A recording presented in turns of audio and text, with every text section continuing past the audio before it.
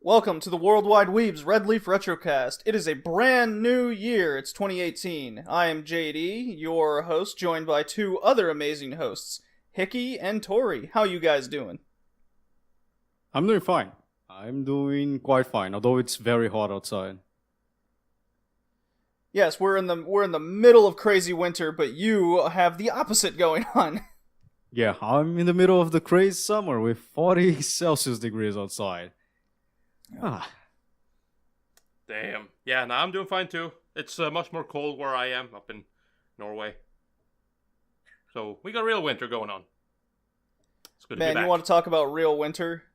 Yes. I did. I went ski. My mom came up during the holidays here, and on New Year's we went to what's called Bretton Woods, New Hampshire, White Mountain, and it was regarded as the coldest place in North America for Fun. those 2 days I was there That sounds during great. that winter storm. Yeah. I learned to ski for the first time. Well, I skied when I was 8 years old in Utah, but it's been over 20 years since I did that, so I had to relearn how to ski. And what a way to do it! It was minus 30 at the bottom of the mountain that day, Fahrenheit, and at the top of the mountain, the main slopes, the single black diamond, it had temperatures into the minus 60 Fahrenheit, so it was just ungodly cold. My mom said she witnessed like two kids going in on the last day with heavy frostbite, and it was nuts. We would get these hand warmers that you put in your gloves. They would last maybe an hour or two before they're supposed to last 18 hours of heat. Just not a chance. Sounds cold. It was I can't very relate cold, at but I'm just well, when sitting you're getting here Celsius and it's the opposite. frostbite. What is that? Is that some kind It's of when your ice cream? fingers and toes fall off, man. Oh, yeah, I guess. I was about to say I can't was about to say relate it's at all. heat stroke, but in the cold. I was about to say it's heat stroke, but in the cold, but it's not at all, so never mind. Yeah, it's kind of not the same thing. Not even close. Uh, Yeah. And you might notice that there's somebody here who's not talking. We're missing one person. There is no senpai with us here today. And why is that? well, he's going through a burnout phase and just need to take some time off. Yeah. Basically. Yeah. Also, he was working crazy hours, like more than 10 hours a day. And, making a podcast, being part of a podcast, consumes a lot of time as well. So, like, he didn't have a lot of time for himself and for his girlfriend. So he decided to take a break. But he'll be back. Yeah. He'll be back. Bitches always come back. Yeah. That they do. Well, with Devilman Crybaby, something he was looking forward to, maybe he'll come back sooner than we think. Maybe. Maybe. I mean, he's watching 3 things this season, which is the most he's watched in years. Oh, man. Oh, well, speaking of a new year and new beginnings, I thought I'd pose this question on you guys just for fun, spur of the moment, not part of the agenda we discussed the other day. Okay. What are your anime New Year's resolutions, Hickey? Anime? Okay. I don't know. Actually, my New Year's resolution will be watch less anime, I guess. The opposite of what people usually want to do. Yeah. I watched 122 series last year, and I have like 10 on plan to watch from last year, and 6 on hold. So yeah, that is actually a lot. That is actually a lot of anime, and I actually need to study because I have a huge national test I need to take in order to become a lawyer in 2 months. So I really need to concentrate. I'm doing great. This season I have only 18 new shows.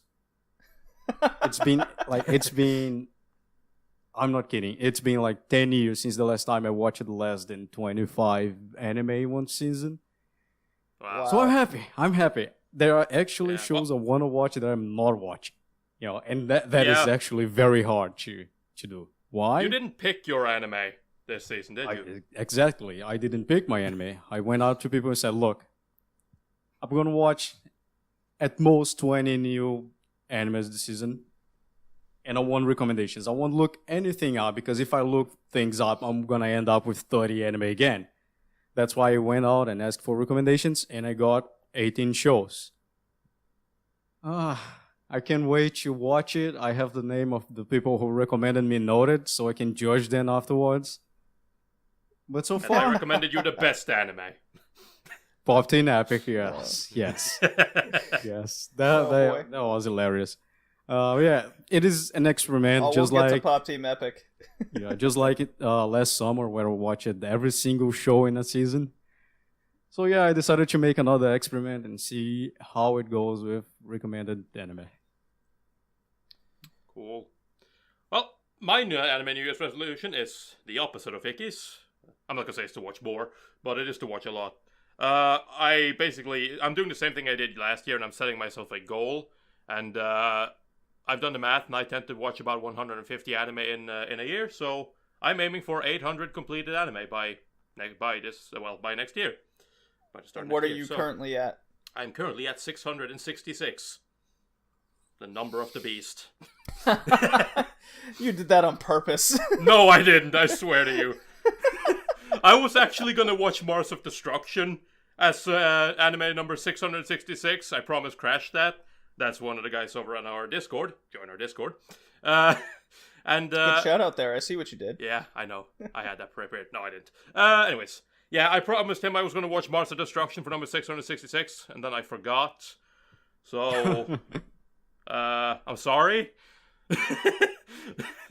That's really all I got. I will watch it at some point. Well, my anime resolution for this year, last year was catch up on One Piece and Detective Conan, which I did. This year, it's going to be sort of just a do it kind of mentality. It's finish my goddamn quest. I've been doing this watch old anime to new quest for it's gonna be 3 years in April. Wow. That I've been doing it. And I've watched over, I think it's like 260 anime to date with about 30 something to go. But what year are you in? Just out of curiosity. What year? What year am I in? I've been stuck in 2011 since July of 2017. Ow. Oh. Ow. Yeah. That hurts. So with the new year, I'm like, you know what? I just got to finish this. I have, I think, 7 episodes of Tiger and Bunny to finish. I did drop a couple shows from 2011 just to say, you know what? If I haven't finished them by now, it's just not going to happen. I'm just not that into them. Yeah.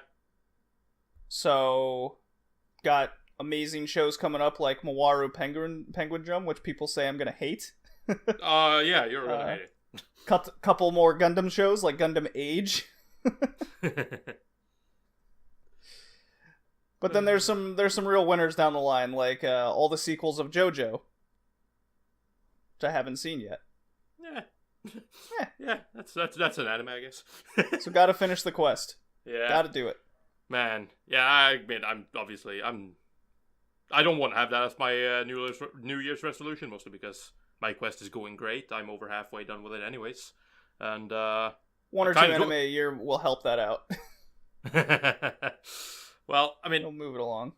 yeah. I mean, my quest is obviously different from yours as well. Like, you watch, I don't know how many shows you watch from a year. I kind of set the bar for myself. That's like, I originally aimed for only doing 1 show from each year. There were a couple of years I couldn't do that. Then I got it, and I realized I had a couple of movies and stuff like that, and I was like, you know what? That doesn't cut it. Let's try to have like at least if I have a movie, at least have an OVA or a TV show to go along with it. So kind of try to cheat that, but there were sometimes I couldn't stop myself, and I have a couple of OVAs in a couple of years and stuff like that. But oh sure, yeah. Yeah, now mostly I just tried to go for like 1 anime a year. That's mostly so that I just like move along, and I obviously have more quests planned out in the future. So I'm like kind of just going through the list, and then I reset and do it again. Well, the way you're going about it, you're definitely going to catch up to me. Well, which is why I got to get mine done. But the way I did it was I was listening to a number of podcasts a few years ago. I was reading a bunch of sites. One podcast did kind of before all the anime, like great anime from the 90s and prior that you probably have never heard of or missed. And that kind of made me think, you know what, they're right. I haven't missed a lot. That podcast was the AAA podcast at the time. Yeah. And then I looked up articles from like Anime News Network, whatever articles I could find of kind of popular anime from years ago, and just kind of added them to the list as they go on. What was popular at the time? What looks like it would appeal to me as the type of fan I am. So lots of Gundam, lots of mech from the 80s, and I just added, and it was like these are the shows I'm going to watch. This is my backlog I've made, and I'm just going to go down the list starting from 70. That was the idea. There was no like set number to do. Okay. Yeah. Nah. I mean, I kind of not the same. What I did was basically just I looked at like the notable anime that I've missed, going back from the 70s, and then kind of take it from there. And obviously, I got some help and some tips from. I got a couple tips from you, and I got quite a few tips from Senpai, who's not here, which is very noticeable if you look at especially the shows I'm watching in the 90s. It's basically screams Senpai. Well, to just cut you off here, since we're on the topic of Quest, why don't we jump ahead on the agenda just for the sake of it? You have a Quest update. Yeah, we can do that. That's fine. Yes, I do have a Quest update. I haven't had a Quest update for a while, but the reason for that is because I was watching Yu Yu Hakusho, and Yu Yu Hakusho is 112 episodes, so it's rather long. And I'm gonna keep this very brief. If you wanna know my full thoughts on the shows I'm gonna talk about, now. You can find my reviews up on Mal, whether you go to my Mal page or you go to the Red Leaf Retrocast Mal page, which is Red Leaf Retrocast. Yeah. Okay. Worldwide Weebs. Worldwide Weebs. Yeah, that's the one. No, I know. There we go. I just don't want to make sure I don't mess it up. Anyways, yeah. So I finished Yu Yu Hakusho, and I like Yu Yu Hakusho. I'm not a shonen fan, so watching shonen. That's a good sign then. Yeah. So watching shonen, and especially long-running shonen, is not necessarily something that appeals to me. I've tried a lot. The only ones I've finished really is Hunter x Hunter, Yu Yu Hakusho, and Fairy Tail. Well, finished. Fairy Tail isn't technically finished yet. And Fairy Tail's not good, so there's that. But Hunter x Hunter, I liked. It's good if you like boobs. That's true. And I do like boobs. Hickey, yeah. do you like boobs? I actually prefer butts, but yeah, sure. That's fine. That's fine. We're not gonna get into that. Especially thighs. Anyway, he likes boobs with a thighs W. Are great. Thighs are great. I knew I kept you around for a reason, Nicky. Nah. So yeah, it's basically the way Yu Yu Hakusho worked for me is I was very interested in the Dark Tournament arc because I've always heard people reference that as the greatest tournament arc ever, and it was a lot of fun. I don't think it's the greatest tournament arc ever. I actually vastly prefer the tournament arc of My Hero Academia. However... Yeah. Shut up, both of you. You disgust me. You disgust me. Gross. On a Retrocast, you're saying a modern anime is better? Yes, I do. You said that My Hero Academia is better? Oh, God, Hickey, we need to take this podcast in a different direction. Oh, fine, bye. Oh, man, a tournament arc where people don't fight. They wreck each other, like, in a very immature and childish way. Yes. Oh, yes. Okay. Sure. I do have a question for you, Tori. What Yes. was your favorite fight in the Dark Tournament arc? See, that's very hard. Because the problem I have, and this is kind of why I didn't enjoy Dark Tournament as much as a lot of other people do, and that is because of the stakes. The stakes makes it very tense because the stakes are so high. The odds are stacked against our characters. Like, the people that host the tournaments, they're cheating, they're going against our main characters, as well as they're facing opponents that are either just as strong or even magnitude stronger than them, with odds stacked against them. So it's like, and obviously, defeat means death, right? There's no ifs, ands, or buts. You will die if you lose. So that kind of creates this problem for me. Because it means one thing, they can't lose. Especially knowing that the show had like 60 episodes left and whatnot. Yeah, it's like I've run into that issue with older shows as well. It's like, well, you know, it's not gonna be this because you know the show's not gonna end. Yep. They can't lose. So it's like at some point something's gonna have to kick in that pulls our heroes through. Now that isn't necessarily that. I'm not sitting here trying to say this is bad writing. This is poor writing. Of course, like. It can still be interesting, and Yu Yu Hakusho proves that you can make this still, extremely fun and, fun to watch, yeah. But it does kind of eliminate this. It does something to that sense of danger for me, where it's just like, it doesn't feel. It feels like it's going only one place. And that is, ultimately, they will pull through. Now, this is a shonen, so... Okay, them pulling through isn't exactly new, but... You're avoiding the question. I'm avoiding the question. What was your favorite fight? Okay, let's get back on that. My favorite fight, I have to say, was probably the final fight against Toguro. I just kind of like that, I like that... It's a popular answer. Yes. I like that up until a point.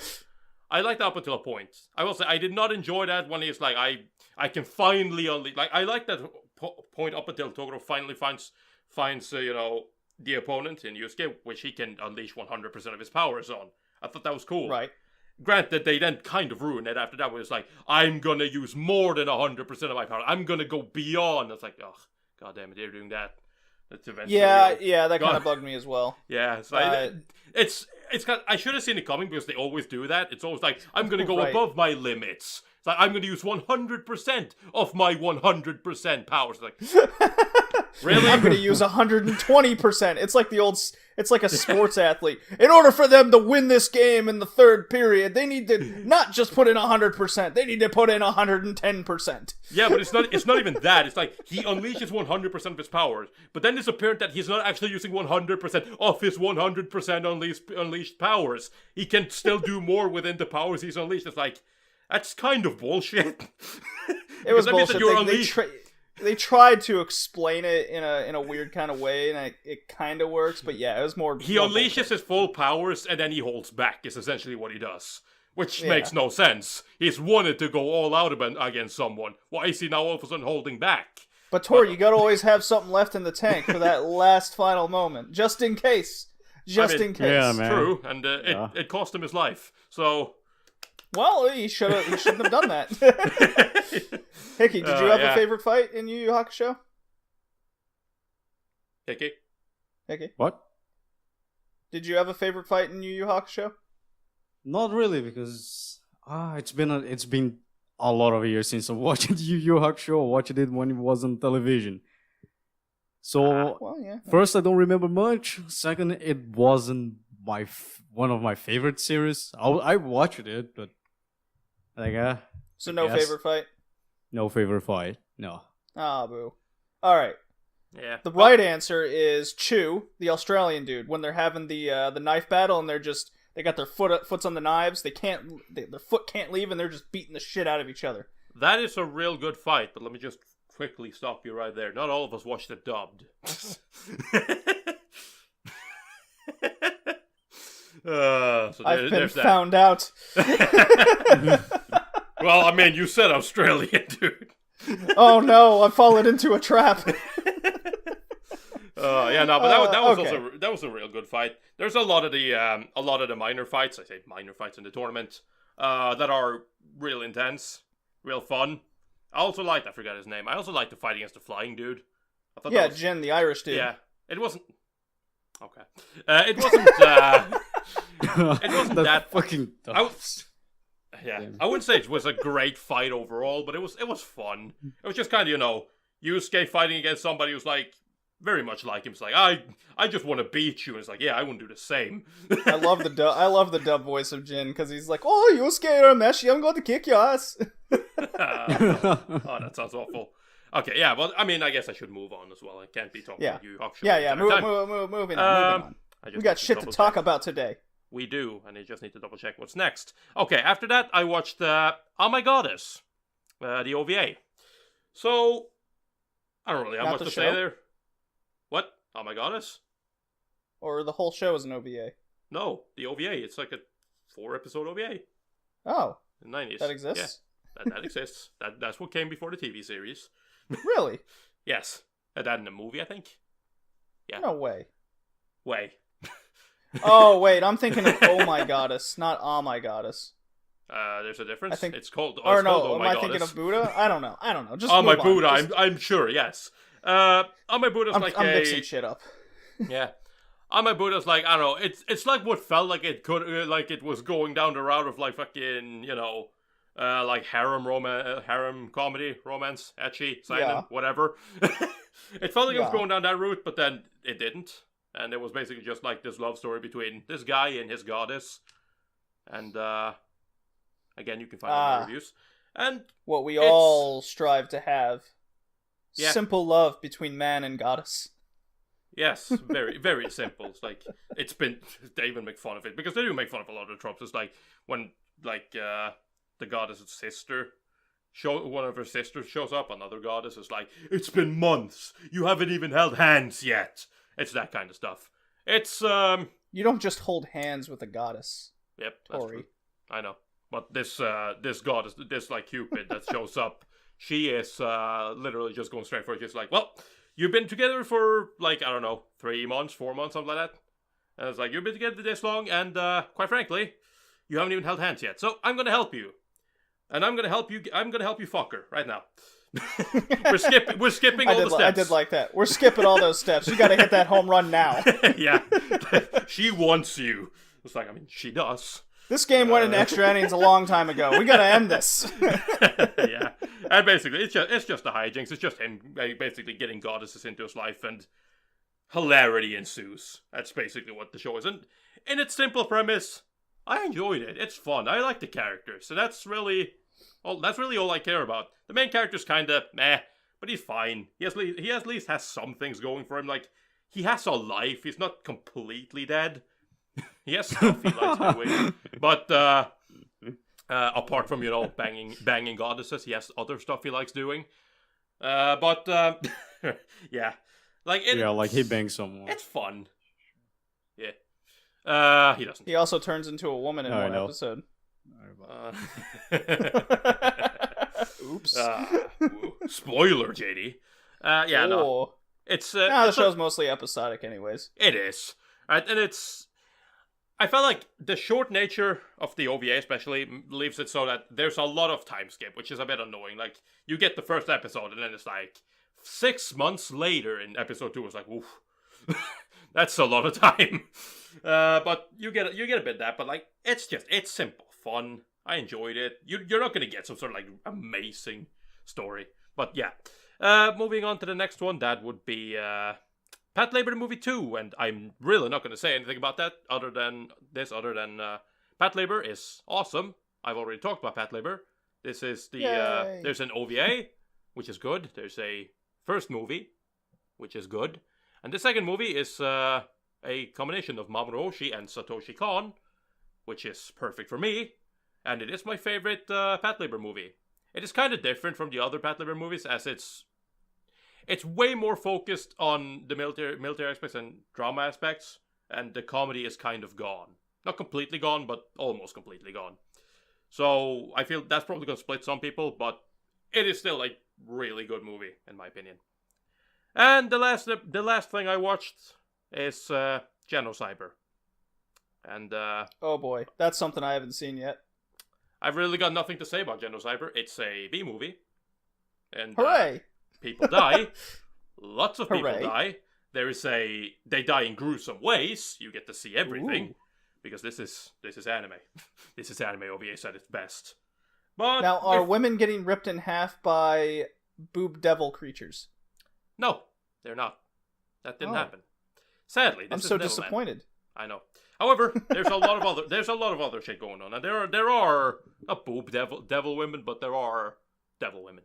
But yeah, people get ripped in half. People get stripped open. Literally have their innards. How much blood are we placed in. talking here, Tori? Enough blood to fill an entire. Are we talking like a person gets ripped in half and they spew like a geyser coming out of a geothermal underground stream? Not that level. No? Actually, it's not. They don't put on the blood fountain. They don't.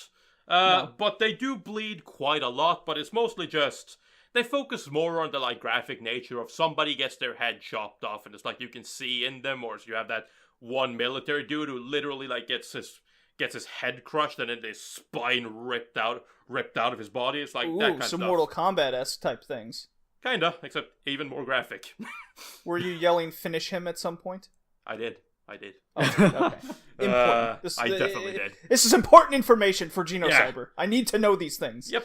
However, I will say this. If you're looking for, character backstory, character motivation, or any sort of story, well, you've come to the wrong place. There is none. There is some. It's basically just like this girl. She has this power. She's like basically an esper. She has powers. And How long is because Genocyber? it's like 4 episodes as well, I think. Something like that. Ooh. 4 or 5 episodes. I don't remember. If you, the audience, would like us to review Genocyber, I would be totally up for that. You know what? I think the best review of guess. Genocyber is just to watch it. The best review of Genocyber is just to go and look up GIFs of it, really. There's your review. But it is fun. It's like, the girl when she breaks free from the people chasing her, because there's people chasing her because she is powerful and she needs to be put down. She flees she flees Japan and she goes to somewhere else. Sounds she finds eerily like Elfenlied. Kinda. Elfen lead. But it's not Elfen lead. And she finds some friends. She finds some small kids to hang out with. She has fun. And then war essentially comes to that country as well. And those kids that she's hanging out, they just get gunned down by an attack helicopter. Oh, shit. Hilarious. Did this Okay. attack helicopter fuse with a super bed by any chance? No, but you do have a ginormous monster similar to the main girl of the show who fuses with a warship. Ah, so we're looking at some elderly person Z type stuff. Kind of, except much more guts. Call back to the last episode, the Satoshi Yeah. Kon special. Yeah. Just what I needed. That has been my quest update. All right, so Hickey, moving on. You got news, a ton of it. You did a lot of stuff and research on this. Yeah. I mean, just because we stopped for the New Year's and Christmas and festivities, a shitload of stuff went on the anime award. We got like a little bit of flash news. We got Rose of Versailles getting two new chapters in the manga. Mob Psycho 100 ended. Yu Yu Hakusho will get a new animated special in 2018. Yomushi Pedal will have its 12th stage play. That is... How? That is Why? so bizarre to me.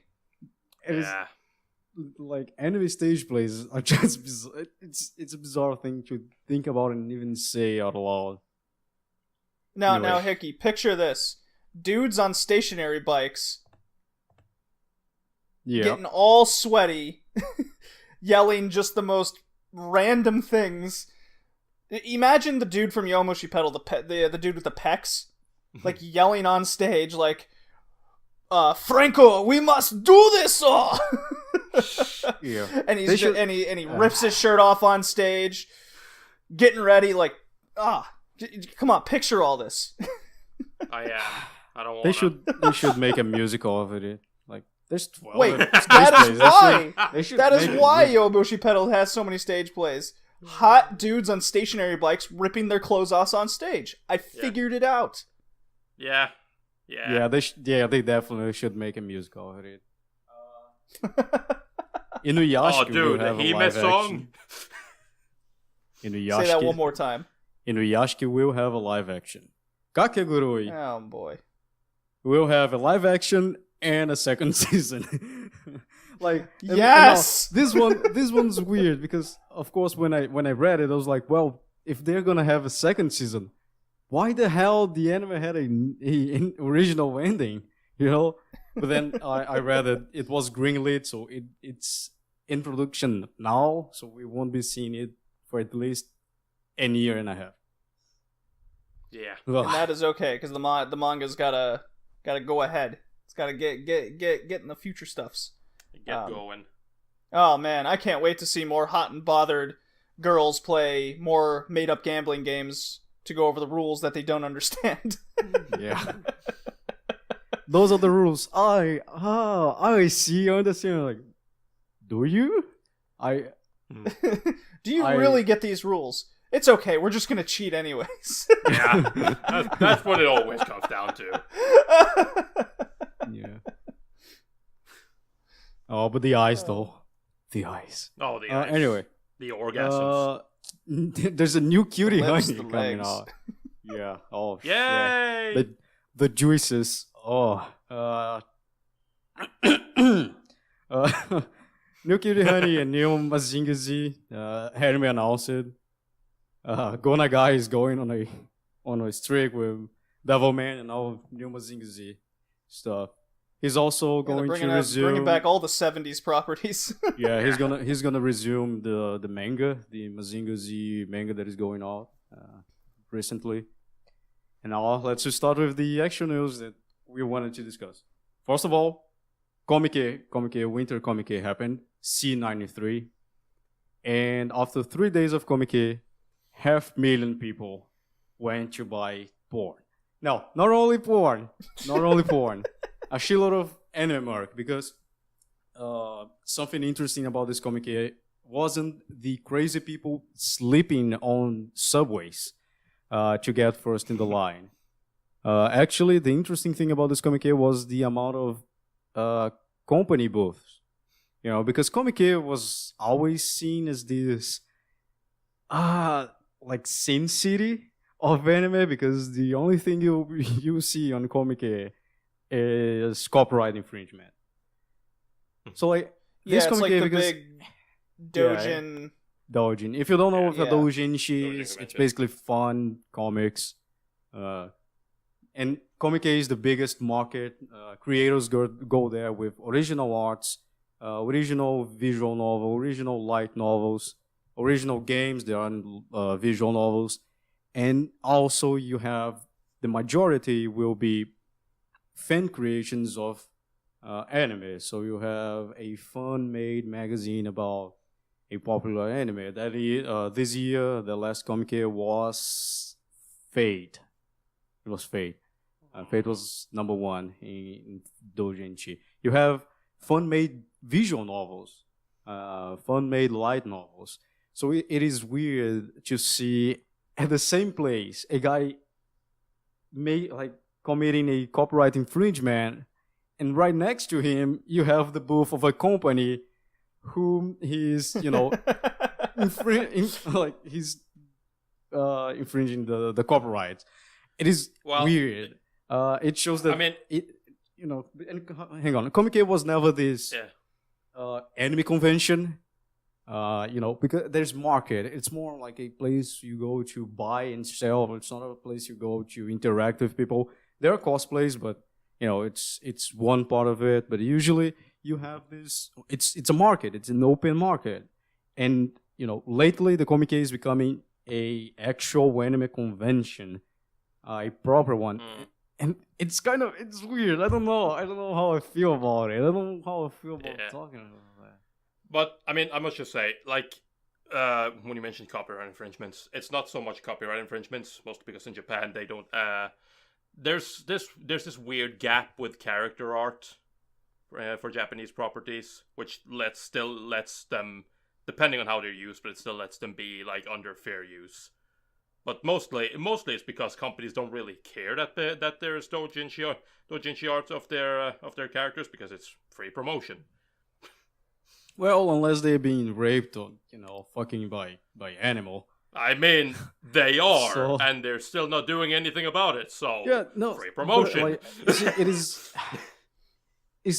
It's becoming a dichotomy. Like, it is weird to see company both in comic market, because comic market was always yeah.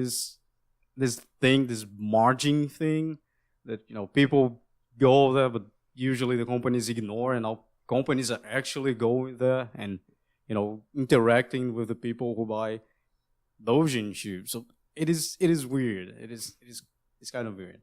It is growing exponentially every year. Every more and more we see, this growth. Yep. For me, it's weird. Next one, an idol, a 18 years old idol got pregnant with her manager child. And yeah, it is important to talk about it, not because she got pregnant, but because of the Japanese, let's put quote unquote, loyal fan base. We saw a good example of it also in the last cast with Perfect Blue, with the Mimi Maniac. I was just thinking that myself. Yeah. Basically, after she announced the pregnancy, she started receiving death threats. And that's nothing new. That is nothing new. In Japan, She just needs With to have vitals. sex with all of them, and then problem solved. No, that doesn't solve the no, problem. No. that is No. Maybe The cut off problem a is- couple fingers. Maybe give her fan letters some hair in return. I don't know. No. Yeah, no. No, Like not in creepy Japan, yeah, no. In Japan, well, I guess Japanese fan idols are already creepy enough, if you ask me. In Japan, there's this idea. It started with idols, and now we also have this idea with voice actresses, that they need to be pure and virgin. I don't know why, but they have this idea. That's why sometimes you see news that, some voice actress or some voice actor announced marriage, and you go there and you see, they were actually married for 10 years now, but now they announced it. Because of, those guys that actually send death threats, because they believe they have to be this pure thing, this almost figure. I don't know why, and she started receiving death threats because of that, and that is actually something really bad that should be addressed on the community when it happens, and it is happening because of that. Well, speaking of terrible fans, Speaking of terrible fans, Love Live fans are terrible. No, what? Yeah, who would have thought? Never. Never. Basically, there was some events in Japan with Love Live fans that almost got a lot of other events to get canceled. They were reporting huge light sticks, like shit looks like a headlight. It was very strong. It was and they were part of a fan club. If you don't know, also that in Japan, in idol shows, in any shows, you have fan clubs. And the fan clubs, they get the first rows. They actually get the first rows. They have special tickets to watch the show in the front, or the event in the front, or they usually are in the front of the event. What happened? The fans of this certain fan club, they went with huge light sticks and blinded everyone who was in the back, so people couldn't see the Love Live event. That happened a lot of times. sounds and like a lot dick of times. move. Yeah. And if you talk to them, they will just tell you to go fuck yourself. So like, God, it sounds like going to an Italy versus Slovakia World Cup qualifying match. There's some sports humor there. Yeah. Well, I guess I live in Brazil. If I go to a stadium, there's a chance I might die because I was using I was using the wrong color of T-shirt. Like I was walking in front of the stadium using blue, and then a bunch of people come in red and fucking kick me and almost kill me. That happens sometimes. I experienced similar things in London with London derbies I went to. Yeah. So like they were doing that, and the staff behind Love Live events came out and said, look, If those guys keep doing that, we're gonna cancel the events, and we are not gonna have any events for a while. So yeah. Now, would this I'm lead just- to the cancellation of Love Live itself? No. I don't think Never. so. I don't think so. Yeah, Love Live is Sunrise being butthurt because they couldn't get hold of the rest of Idolmaster. If you don't know, Sunrise made Idolmaster Xenoglossia, but they didn't do the rest of Idolmaster. So they got butthurt because they got stuck with the with the not so good giant robot anime, and didn't have to. They couldn't have the proper Idolmaster to make. So yeah, no, I'm just poking fun also at Love Live fans because I like Idolmaster. I'm an Idolmaster fan, so I'm just poking fun. Next one. Oh my god, he's biased. Yeah, well, speaking Who of would- Sunrise, I think Sunrise did it, didn't they? I don't know. Did they? Didn't they do what we're talking about next? I don't know. Isn't one of us You should look it up, watching then. this anime right now? Yes, we should JD know that. is. Yeah, I'm watching this, and Sunrise did do it. Okay. So speaking of Sunrise, Speaking man, of Sunrise, excellent with the segues today. yeah. Speaking of Sunrise, there's a new Tiger and Bunny anime coming out, Yeah, and a lot of companies, No. are interested in doing advertisement for the heroes, especially one very interesting company called Tenga. And if you don't know And what is Tenga? if you don't know what Tenga is, they are a sex toy maker company. Yes, this must be the sequel of Tiger and Bunny, sponsored by sex toys. Give Yeah. me Can you- Dildo can you- Man. Yeah. Dildo you Man with the imagine? power of vibration. Yeah, like, can you imagine, like, also Pornhub just coming out and saying, "Fuck it, let's do it," because like they have esports. They Yeah, they do.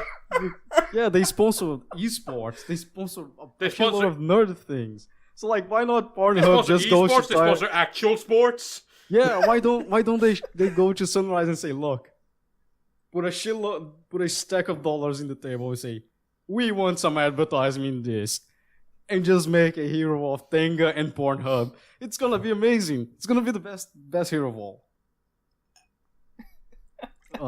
It's great. Yeah. Just the article from Anime News Network.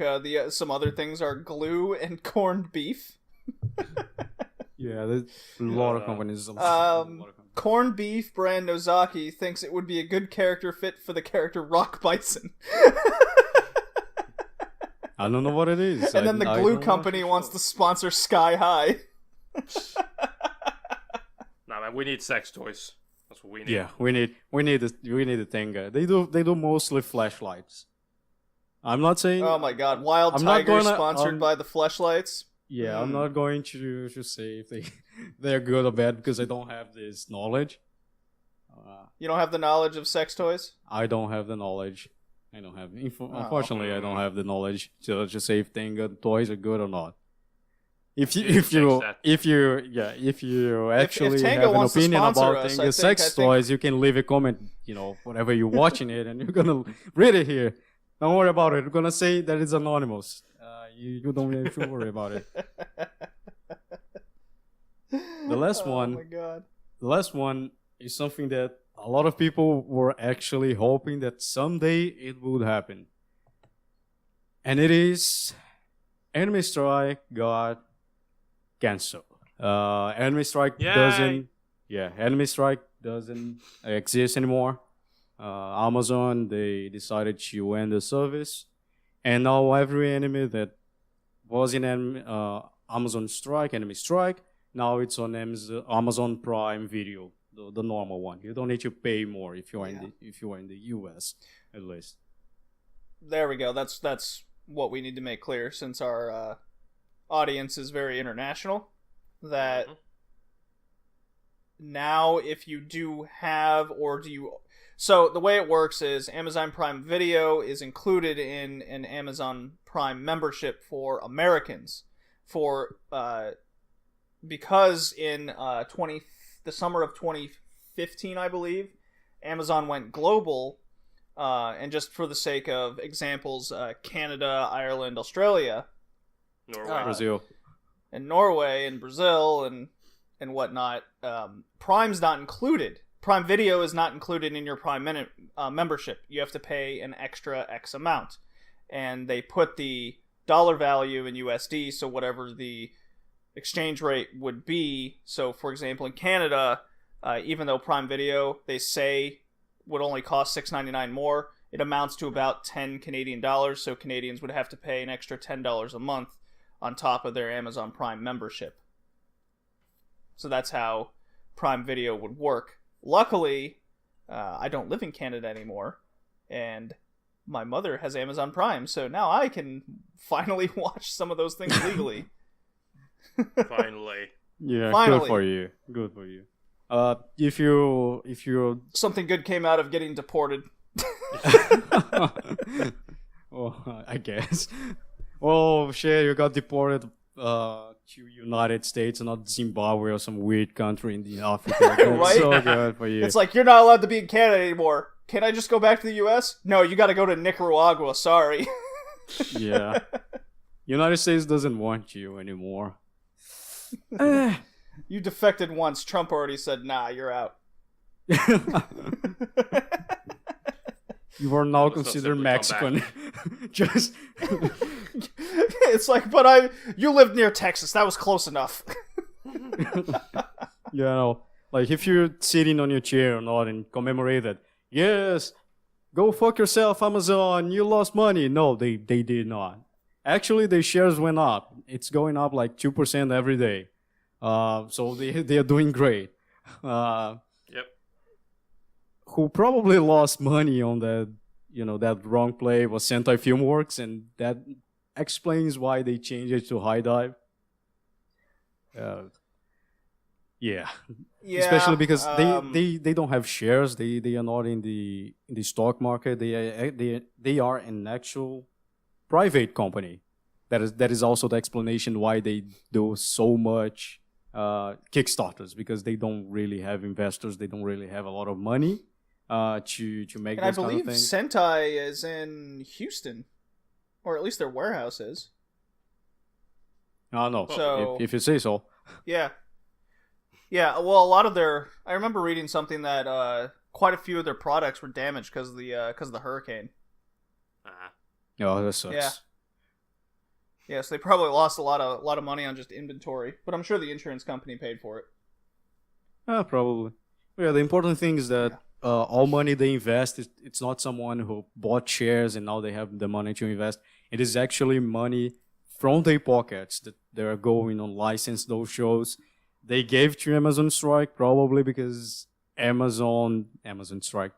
Strike, because Amazon poured a shitload of money on them, but the money wasn't enough, I guess, and I think they saw they were losing money and changed it to High Dive, which is an international streaming service, although it's only in English right now, and for some reason Americans can't access. I think they changed it. I'm not sure.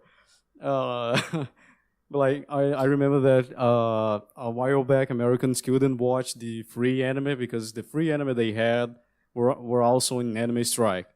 So they couldn't watch the free anime, and they had this, well, you are in the United States, you go to Anime Strike.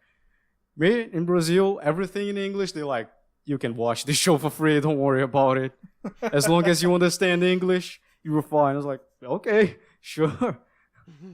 So there's some benefits to getting High Dive, and it's an affordable service if you really like Sentai type shows. It is. I mean, my problem with them is that they don't tell you what the price of the service per month is. The subscription. They have only the promotional first month price. So you don't know the actual price you'll be paying until you renew your subscription. For me, that is bad. Usually, that kinda sucks. I avoid those kind of sites because I think it's shady. But still, the players, I don't have complaints about the player, the buffering, the streaming. I think it's a good site. Yeah. You're lucky. Well, then. good riddance to Anime Strike. The trying to find an anime on there, it was impossible. I was fiddling around with Prime Video the other day. Watched the last episode of Made in Abyss again, and I mean, it works, but it's not better than, say, Funimation or Crunchyroll's player, so the subtitles are much better on Crunchyroll, for example. Yeah, I mean, it's there now. You can finally watch those shows, which is good, because Made in Abyss can finally get more hype. I think it's when it comes out. Yeah.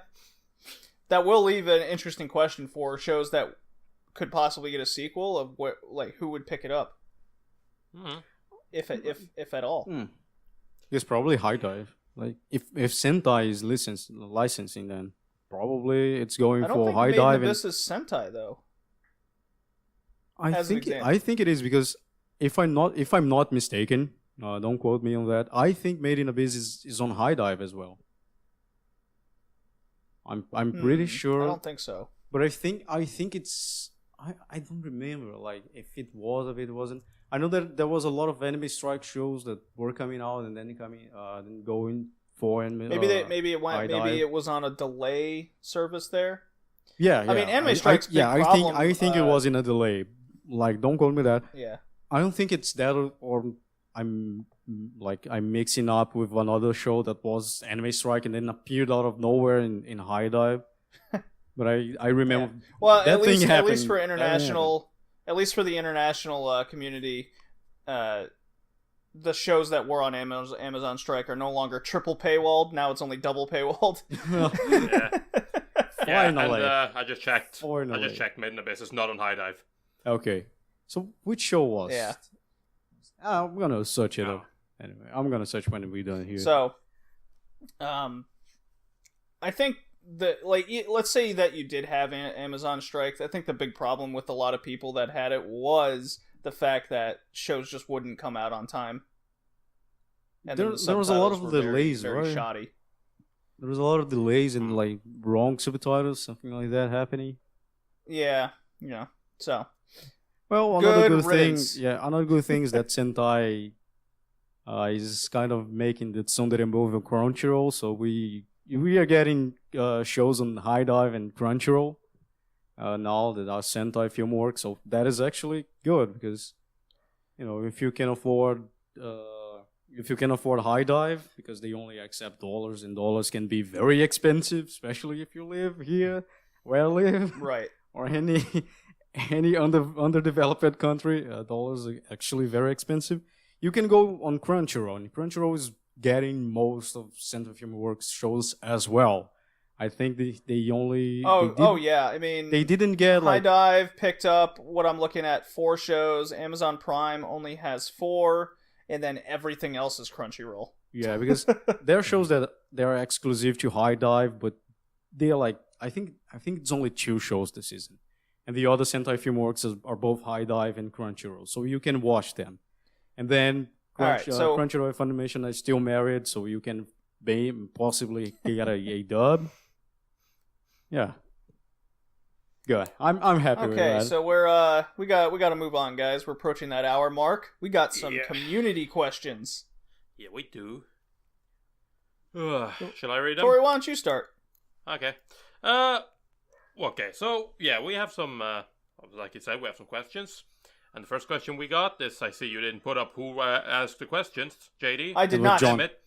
But I do know that this first question is by John. So, and he asks, what are some anime you spoiled yourself on as a kid that you're kind of regretful about now? So, Hickey, how about you?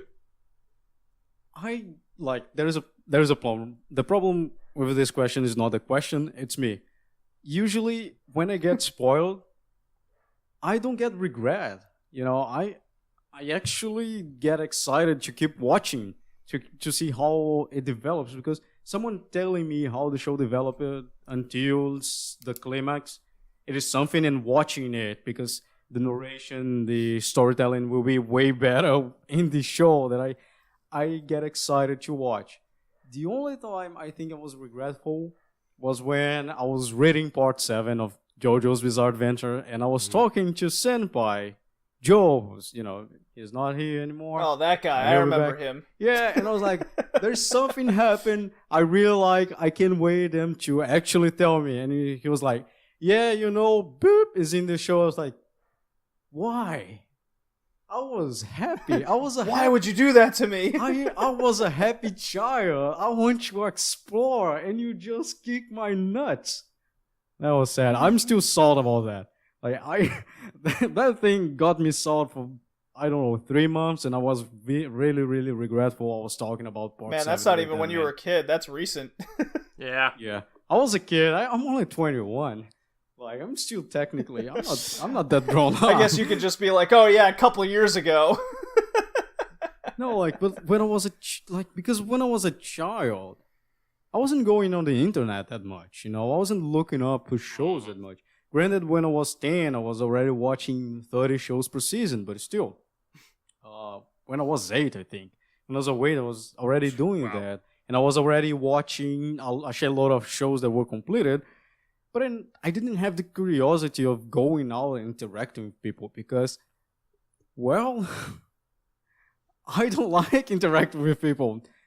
Not in real life and not even in the internet. So usually I stayed out of the internet and only went to 6 shows that I wanted to watch, and that was it. No spoilers, nothing. When I was a kid, family didn't have a computer. Internet wasn't a thing. The only anime fans I knew of were my close personal friends, and they hadn't seen anything as much as I had. We're all just like, hey, did you see that Dragon Ball Z episode yesterday? Yeah, it was the same one from last year. Oh. So as you can tell, or JD did you go to Blockbuster and rent a new anime show, for example, or did you save up some money and go to For Your Entertainment and get a new anime DVD? Yeah, let's watch it. No, there was never an instance where I was spoiled with a show as a kid. Cool. Yeah, for me, that's kind of the same. I didn't get spoilers when I was a kid. Hell, I still don't really get spoiled. I think I've been spoiled on like 2, maybe 3 shows since I started watching anime. Just don't look it up. Little. Yeah, that's what I say. I don't understand why is that so hard? People say spoilers just come to them. I've never experienced that. And I follow a lot of people that talk about anime on the regular. But, I mean, I'm kind of similar. Just all over Twitter. Yeah, I'm kind of similar to Hickey. Like, spoilers, even if I do get spoiled, I don't really mind. Because, ultimately, what I end up looking for is not so much of, like, that shock when something happens. Like, oh, I didn't see that coming. I prefer to look at how that situation is handled. How, like, I like to look at the entire picture of it rather than just, was that surprising to me or not? It's like, if I get something spoiled for me, it's like, oh, this person dies. I'm like, okay. Now I know. Usually it doesn't matter. Yeah. Okay, I know. Usually when I get spoiled. I guess when you put it that way, I was spoiled with Death Note just because everybody and their mother had seen it and they all said the ending. But it didn't really matter because the second half sucks anyways. See, the only thing I heard about the ending for Death Note before I watched it was that, oh, the ending's terrible. The ending's terrible. It ends horribly. Yeah, it ends horribly. And I was like, what do they mean? So I watched it and I'm like, I mean, yeah. I can see why it happened. Like now, I'm like, I can see why they would go for that ending. It makes sense. It's like, no, it doesn't. Why would they do that? Like, whatever. I'm not gonna spoil Death Note. Also, like, when you say kid, I think it's better, like, talk about recent memory, because when you say, oh, when you guys were kids and, you play video games or watch an anime and got spoiled, you were kind of regretful. Dude, when I was a kid and I was looking at Chinese cartoons, I was having a blast. Even if I was spoiled, like someone told me the whole show. That shit was fun, and I was having fun. So, like, it didn't really matter when I was a kid. Nowadays, I did answer this question on probably on the video game podcast, the Retrocast, and I was spoiled on games growing up. Yeah, but like usually when you get spoiled in games, like, I don't know how to pass that fucking phase. It is impossible. Someone spoiled it for you. Usually it's that in games. I mean, I remember an instance in. Like, everyone was playing Sonic the Hedgehog, and getting spoiled on like how the last boss fight goes down. You're like, oh come on! I was like halfway through the game. You son of a bitch. Like I remember, like, let's get this tangent. I remember kids getting and mad about that. Talk about games, because I think games is easier. When I was playing like Final Fantasy 2, there was a part I couldn't pass, and I went to see a walkthrough and read a little bit more than I should. I read a little bit more than I should, and got spoiled or something I didn't want to get spoiled on. With games, I think it's more easier. That's a bad habit than with today. anime. Because of the internet, you get stuck in a video game part. So you look up a walkthrough online. Man, you just read down like a line or two, and you're like, shit. Nope. You're like, I have self-control. The moment I have the information I need, I'm gone. Yeah, like you usually try to go for a spoiler-free walkthrough, but they are rare. They are. Right. All right. What are some shows you've rewatched and were better or worse than you remembered? So That's I have easy. Sailor Moon. So I have two examples of each, and so worse would be Sailor Moon, which we experienced firsthand on the podcast. And then my second was Ronin Warriors, a show heavy filled with nostalgia for me growing up. I went and rewatched that on my quest, and I dropped it. It is that awful. Better would be Zeta Gundam, another show I rewatched on the quest again, and wow, it's one of the best Gundams. It was much better than the original. And then Outlaw Star. Boo. Even more fun and crazy than I remember. Boo. Yeah. All right, Tori. Well, Mr. Negative Norwegian over there. Yeah, what do you got? Moon's a given, right, Tori? Yeah, no. I mean, come on. I haven't rewatched Sailor Moon. I never watched Sailor Moon the first time. Okay. I don't have that experience as a kid. Like, I don't rewatch shows. That's the problem. I don't really rewatch anime. I rewatched a lot of shows and a lot of cartoons when I was a kid, and I've kind of just got tired of the whole rewatching thing. So now I don't rewatch much. I have rewatched Pokemon. I think that is way worse than it was as a kid. See, I answered your own question for you. I've rewatched Digimon Adventure, and I think that is also worse than it was when I watched it as a kid. But like, again, it's kind of given, right? It's their kid shows. It's like me now. Obviously, I'm not going to enjoy them as much as I did when I was a kid. I'm not in that same frame of mind. Mickey, what about you? Sailor Moon was way worse than I remember. Also, another show, I don't think it was worse than I remember, but it was very frustrating when I rewatched, and that was Card Captor Sakura. Which, by the way, there's a new anime this season about. Yeah, it is a remake. Yeah, isn't that cool? It was very, very, very frustrating watching it. I was very, very, very frustrated. I was getting angry.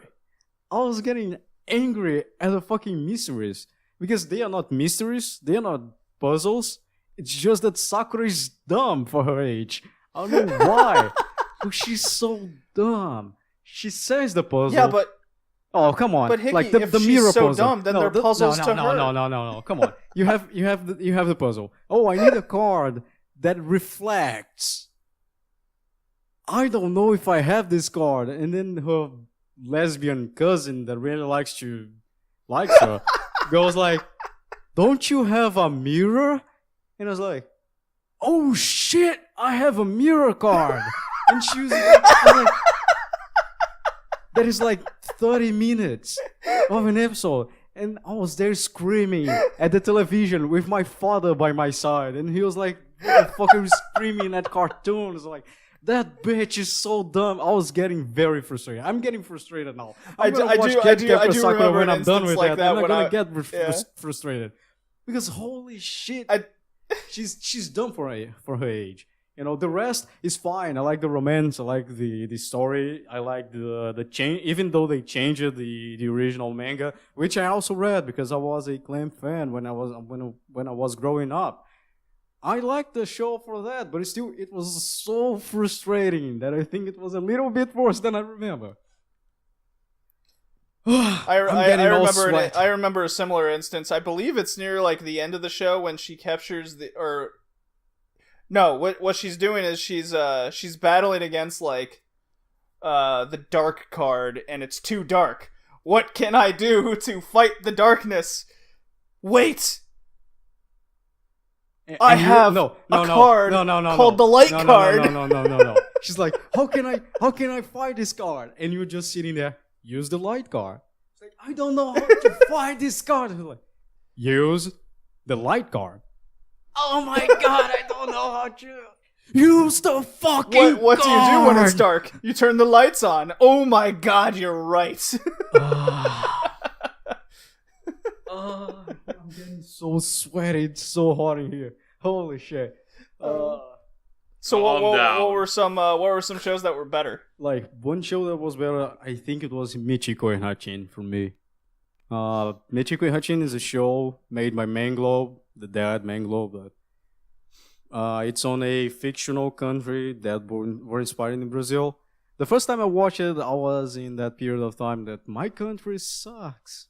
And then I rewatched after some time when I got into Brazilian music and Brazilian culture and studying the history of Brazil and stuff like that. And then I rewatched the show, and it was way, way better. Like, it was very, very interesting to see how the Japanese see our culture sometimes. How some stuff they got it right, and other stuff they got very wrong because it's it's not even my culture. It's culture from the Hispanic countries around me. You have they go to the Amazon place, and you have like Aztecs ruins everywhere. That kind of stuff. But aside from that, it was way more enjoyable than I remember I watched the first place, because I was invested in understanding my country and the country and the culture of my country and stuff like that. So it was way more interesting the second time. Mm-hmm. Can't say I've seen it. I'm planning on watching it. I like. It is a good show. It is a good show. Watch Ergo Proxy right before watching the show, because there's some Ergo Proxy references in the show, and it's fun. It's fun to know. Nah. Nothing for you, Tori? Nothing was better. No, only worse. Okay. Everything is worse when you watch it again. Everything's worse than what? Oh no. Okay. Has there been a series that you were super close to dropping, but the next episode saved it from Still being John. dropped?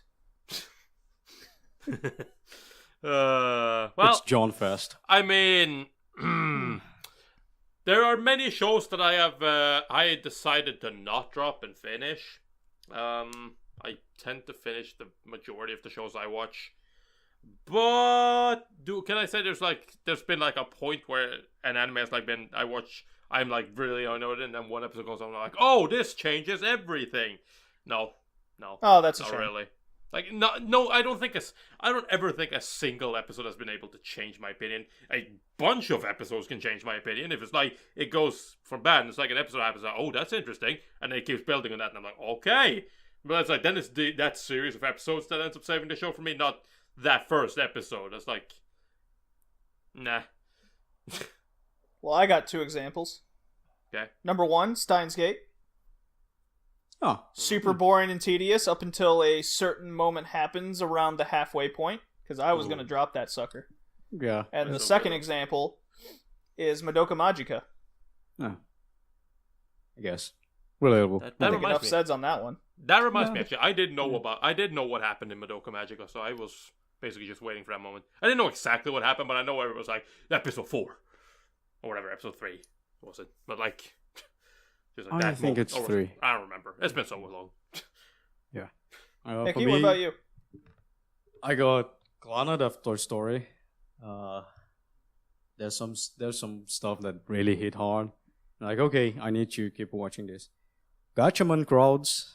I tried 4 times until I finished the show, because I don't like Gatchaman Crowds, and I still have to watch the second season because I don't really want to. But I tried once. I went up to episode 2. I tried the second time and went to episode 3. I tried the third time and went to episode 5. And then there's something okay, I need to finish the show because I already tried 3 times and without success. So I tried again, and I was going, and I was going, like, yeah, no, I might drop it again. And then I found a character I liked in episode 8. I was like, okay, I will finish this because it got better after some happenings in episode 8 and 9, I think. The other one is the second season of Active Raid. I think no one knows what Active Raid is. I think you just made Tori puke in his own mouth. No, like there's this interesting thing he's about... got the shivers, Tori, or Hickey. Yeah, I know.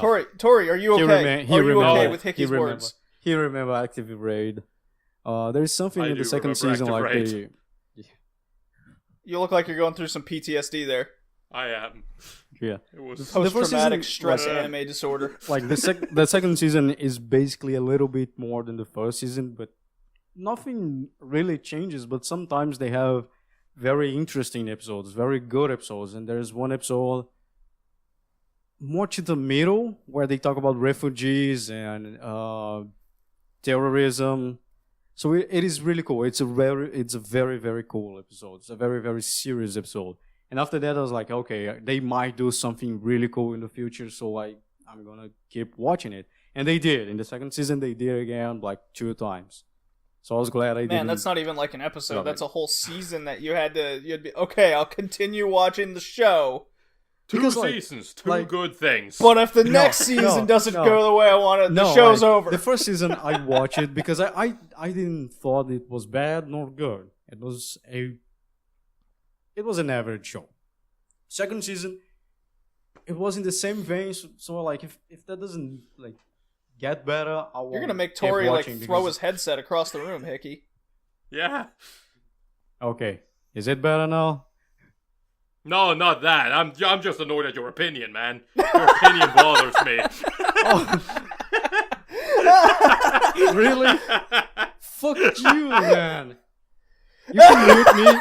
You can mute me. I'm gonna still talk about Active Raid and how it's good. The second season have good episodes. The second season have pertinent things that they talk about. They discuss terrorism. They discuss rape. They discuss a shitload of good things in the second season. Of course, they discuss raid and Active Raid. Yeah, they discuss rape in Active Raid. Oh my god! If I'm not mistaken. I have people exploding themselves, actually suicide bombers and stuff like that happening. So it's more interesting. Huh. The second season is more interesting. You have 13 episodes, and half of it are very interesting, and the other ones are medium episodes. So like after that episode about the refugees and suicide bombers, I thought, okay, they might do something because they were progressively getting good at it. So like, okay, so they might do something better than this the next time. And I, quite frankly, don't remember if they did or they did not, but I remember they did more of it. They did more good stuff in the future. Okay, Tori, you can tell Tori he can unmute me now. I never muted you. So Tori, do you have any words for Hickey before we move on to the next question? I don't have any words for Hickey. Everyone, Active Raid is terrible. Don't watch it. Okay, well, impossibly, terrible. What could be the best demand? Because it's not a question; it's a demand. It's a demand that the podcast has ever had to date. It is describe your penis using a Yu-Gi-Oh card name, and that is still John. John first. John Smith. Hickey, describe your penis using a Yu-Gi-Oh card. Go. I just want to say, first of all, the name of Yu-Gi-Oh cards sucked. There are so many useless cards in that thing. I got Back Attack Ambush. I'll leave that for your imagination. Back Attack Ambush. I'll leave that for your imagination. I just thought it was a good name. There was also Brain Control. Ooh, that's another good one. Tori, describe your penis using a Yu-Gi-Oh card name. My penis, I will describe it as anti-fusion device. I'll leave that to your imagination. Oh, man. Alright, now Tori, ask me the same question. Or demand. So, JD, what do you call your penis using the names of Yu-Gi-Oh cards? Black Luster Soldier, Envoy of the Beginning. Nah. Not as good. Not as good as back attack death or whatever he said. There is, I don't know, man. I you know, like his brain Exodia. control. There's Exodia, Exodium, and like Exodium the. Oh, what is the name? The Forbidden Lord or something like that. It's like, oh, the Forbidden Lord. There's an actual good name.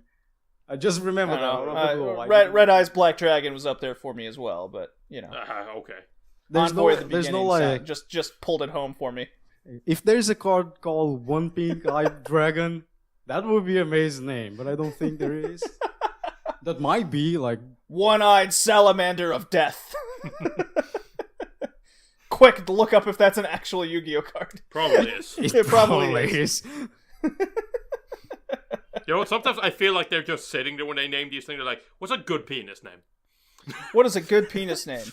Giant Perfect. Cyclops. Dark Magician Girl. I don't know, man. That's not a good penis name, but yeah. Okay. So why did Rin win Best Girl of 2017? I'm assuming That's I don't know that's what, Silva. what A little bit of explanation on Rin that. is this? It's from Fate Stay Rin, Night. Fate. Yeah, Fate Stay Night. A little bit of explanation on that. She won a bracket of, I think it was Reddit, about Yeah, Best something Girl. like Oh, And that's she where it didn't. comes She didn't from. ring Best Girl of 2017. She won Best Girl of a bracket of a contest on the internet made in 2017. Well, not a bracket. You won the entire thing. Yeah, I guess she won a lot of So it brackets. So and then it's just a government character battle. Yeah, it's a character battle in 2017 called Best Girl. Okay, well then that answers that. Yeah. And Okay. why she won? I don't know. Anime fans have bad taste. What do you want? You know, Tori, you say some crazy things sometimes, but I think this time, you might be onto something. Yep. I also think so. So now we have challenges. These aren't even questions anymore or demands. These are challenges. Answer the question. Hang on. Nah, heck, nobody cares. Just because I said Active Raid has good episodes, now you don't care? You little bitch. So, I just want to say that Tosakaren was built to make, to be waifu material, like every single thing, especially He likes the Fate, anal. especially Unlimited Blade Works adaptation of Ufotable. Her reactions, the voice actress did a really, really good job. The way she was animated, she has a shitload of low angles in that thing. Thigh highs, black miniskirt, red colon. She has the twin tails, but not really because she also has the long hair with twin tails. With little Hickey, stop! You're getting me little- all hot and bothered now. yeah, little drills Woo. on the Oh, I think I'm melting the snow outside. yeah, little drills on the end of the hair. She is a light tsundere, so her All right, reaction. I'm gonna need about like 45 also seconds in the bathroom here. voice now. actress. So yeah, she was built by the anime to be waifu of the century. And I don't have access to Heaven's Feel, so I don't know how I feel about Sakura. So right now, yeah, I guess a lot of people got amazed. Let's put this verb, amazed by her, and that's why she won. Sounds like they Best were. Girl. Sounds like they were mentally. No, I lost. Disabled? I had a joke, lost it.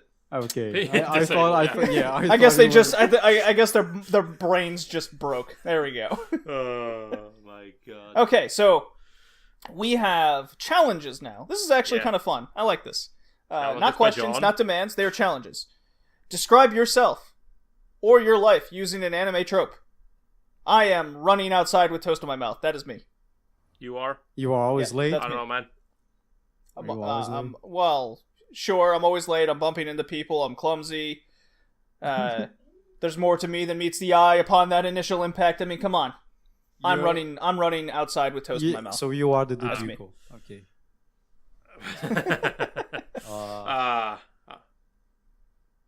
Piggy? I am the misunderstood pervert. No. The misunderstood perverts. I mean, you are. Just not even beating around the bush. You are beating in the bush. Yeah, I'm that guy that is always like doing nothing, but always, trip and pull the skirt off. And it wasn't my fault. It was the universe, but still, I get beaten. No, no, not really. Usually, happens all the time in your school life. Well, that happened in my school life actually, but it was the opposite. A girl came running to talk to me. She was an underclassman. She was very, very ganky. She jumped the stairs, but like she missed a stair, and like pulled my shorts off. I was using boxers. Don't worry about it. I didn't have a reaction. And then you got punched through the ceiling, and she called you a pervert, right? I mean, I don't know if she looked at my junk, but probably did. I think it was. I would probably did. I mean, it was right there, right? I just pulled my short up and said, "Don't worry, that happens." You watch anime too. You know that it happens sometimes. Don't worry about it. My penis goes in girls' faces all the time. It happens. Yeah, you look to like you probably listen to me, and you guys listen to me, and you see, oh, Hickey is this awesome guy, and he's always happy. Not really, because Hickey is kind of a character right now. I'm not like that. I am shut in my corner. I don't talk to anyone, and I'm always with an angry face. Because of that, people usually don't talk to me because they think I'm gonna attack them or something. And I'm always uninterested. I have this uninterested face on. That's why I put here when I describe myself. I think the actual thing would be either the misunderstood delinquent or the villain. Because I'm not. I'm a simple guy who just want a simple life and silence. But because of my face and because how I behave, people like in high school describe me as mysterious and angry. And unapproachable as well. I'm very unapproachable for some reason because I enjoy my silence. Usually I lose my patience if I need to explain the thing over and over a lot of times. If you start being very stubborn, I will just give up on you and never talk to you again. Just ignore the fact. Mm-hmm. Never happened. And then your pants fall down and your penis shows out to people. I get it. I totally understand. We get it. Yeah. No, it happens. It happens. I am the edgy child. Like I am the edgy child. Yeah. Yeah. Nah. I got something later to say. Like I do have a bit of that. The unapproachable. Like one of the things that I was always told when I was little, because I'm kind of big. But Tori, so you got to use an anime trope. I know, but I'm just gonna explain something. I'm kind of big, and I've got this mean face. So people always talk to me. That people tend to say to me like they didn't like talking to me, and they thought they were scared coming up talking to me because they're like, this guy looks like a mean motherfucker. So I had to fight that. I've gotten better. People seem to approach me a lot more now, so I guess I smile more. I don't know. But I don't know if I were to say like you do have a nice smile now. If I were to say like the current me. Like how I'm like now around others, I'd say like I'm like that annoying otaku in the class. Especially now now that I'm doing IT, especially now that I'm doing IT and stuff, and I'm basically just surrounded by nerds all day. It's like, but there's very few anime fans there. But I just love But the fact that they actually know, even though they're not fans of the medium, the fact that they know what anime is, I just love rubbing it in their face. Yeah, that is something that actually happens to me a lot. Like when I go talk to someone and like start talking, normal talk, talking about laws, talking about news. Every single time, after 10 minutes, they go, "Do you like those Japanese cartoons?" I'm like, how? Where? Is this written in my face somewhere? Anyway, like, my friends who watch anime would describe me like Kaiki Deishu vibe. Nowadays, they say I'm more like Guy Nizuku. Just going, I know everything and you should go fuck yourself. Man, bringing in some Monogatari references here. Yep. Okay. Good stuff. Next challenge. As I put my finger up, pointing towards the ceiling. Take the main character of a property and place them in an existing anime world, and describe the chaos that would ensue. I, Tori and Hickey, shall place 2B from Nier Automata, and place into the universe of blame. Huh. And Huh. Do I need to describe such chaos? I don't think so. Talking Oh, about... yeah. But I will say that this cannot continue. And for the this Forest cannot King. continue. This cannot continue. This cannot continue. This cannot continue. I haven't played this game because I don't have a PS4, so I don't really give a fuck. Talking about think it's also on Monogatari PC. that we were talking about, Friday, I think, I was talking with Joel, and I was talking about putting Araragi on Nisekoi. Because that will be a good show, you know? And he said, yeah, Araragi would fuck everyone. And bitch boy, main character of Nisekoi, would just suck his thing in a corner. I was like, yeah, I guess. Yeah, he would. Yeah. That's some chaos you've described there. Well, Hickey, you know I'm what? into it. One of I'm these into days, it. you need to get yourself a PS4 because you too need to become as gods. Become as gods. I just needed to do that. I'm going eventually. Like, there's a law they are discussing to get take all the taxes on consoles and stuff. So it's going to be from 72% to 0%. So it's gonna be very, very cheap. Yeah. So I might So get your one. PlayStation 4s will no longer cost $1,000 Brazilian dollars. Yeah, it's going to be still $1,000 Brazilian dollars. Brazilian dollars? What? Brazilian. What? $1,000 Brazilian currency because the people who are selling them actually going to still keep the price so they can have more profit. But hopefully it's gonna be like 600 or something, and that's actually really good. Yeah. Well then, I also talked to Senpai about this before, not this specific challenge, but just in general. And one thing I think would be really funny would to take Ken from Fist of the North Star Okay. I like where this is going already. and put him into the universe of Berserk. Oh. I think that would be really interesting because obviously for those Well, it's of you already that a watched chaotic or- world, so Well, that's yes, done. but that's the thing because for anybody who's watched or read Fist of the North Star, you'll obviously know Ken is a badass motherfucker who just kicks people's ass. But obviously, like, reality is stretched a bit. But what he fights is usually just people who know how to fight. They have their special moves and whatever, but they're usually not limited to, human abilities. They are technically above human abilities, and, reality is stretched quite far in order to make this stuff work. But then try to put him into Berserk and see how long he'll last with all the demons and really only have his Fist of the North Star abilities to defend Yeah, himself. I don't think he will last much. Actually. I don't think so either, but I'd like to see him try. Yeah. I thought you were going It's very to interesting. say... I'm I thought you were just going kind to of say... going through it in my head. How it could possibly work?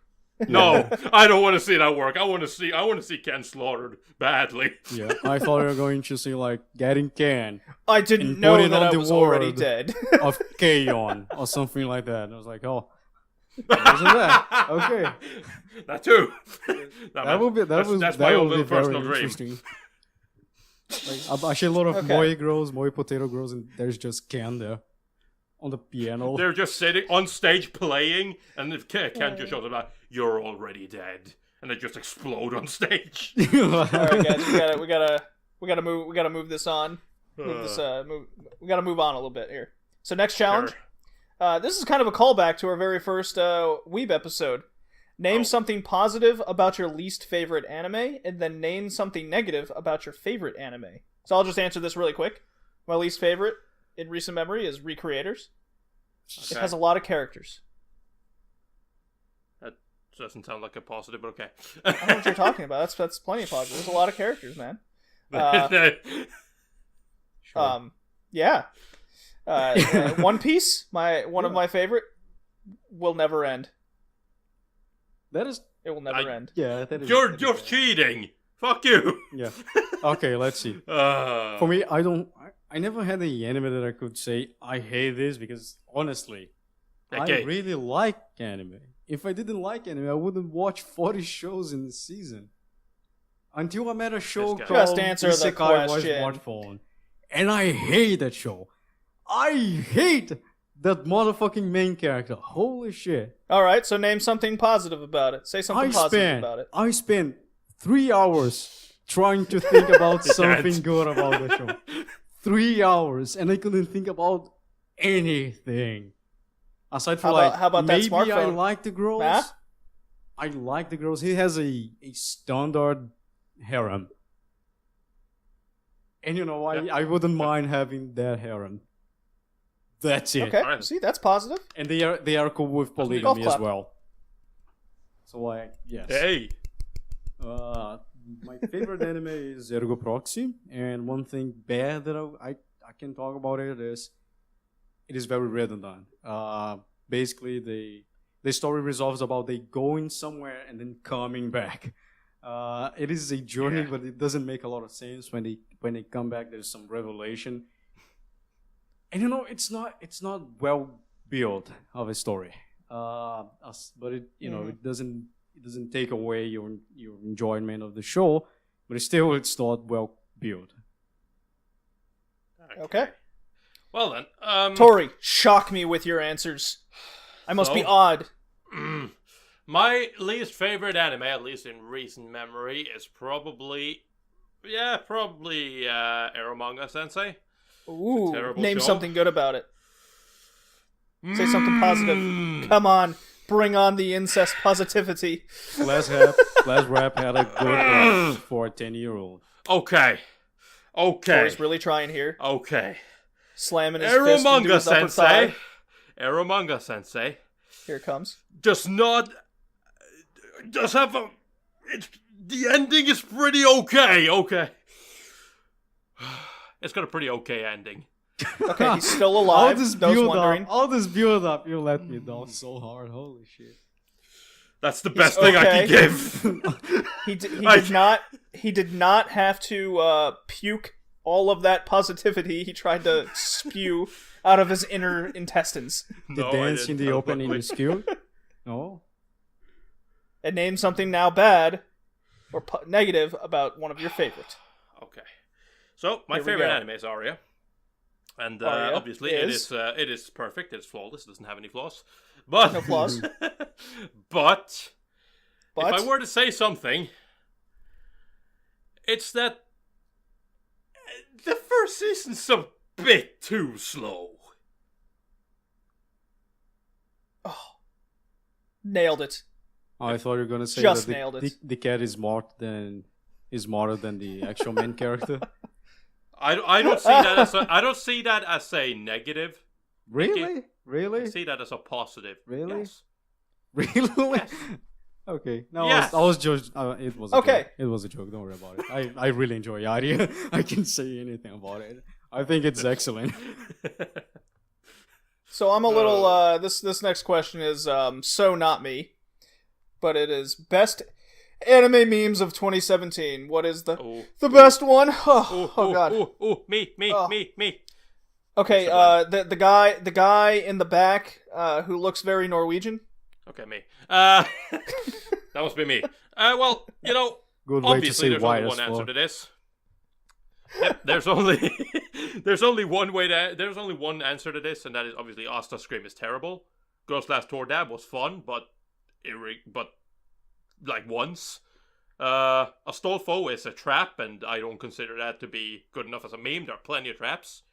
Kana, nobody cares about Kana anymore. Nobody even remembers her. People listening to this probably go, "What, Kana? Who's that?"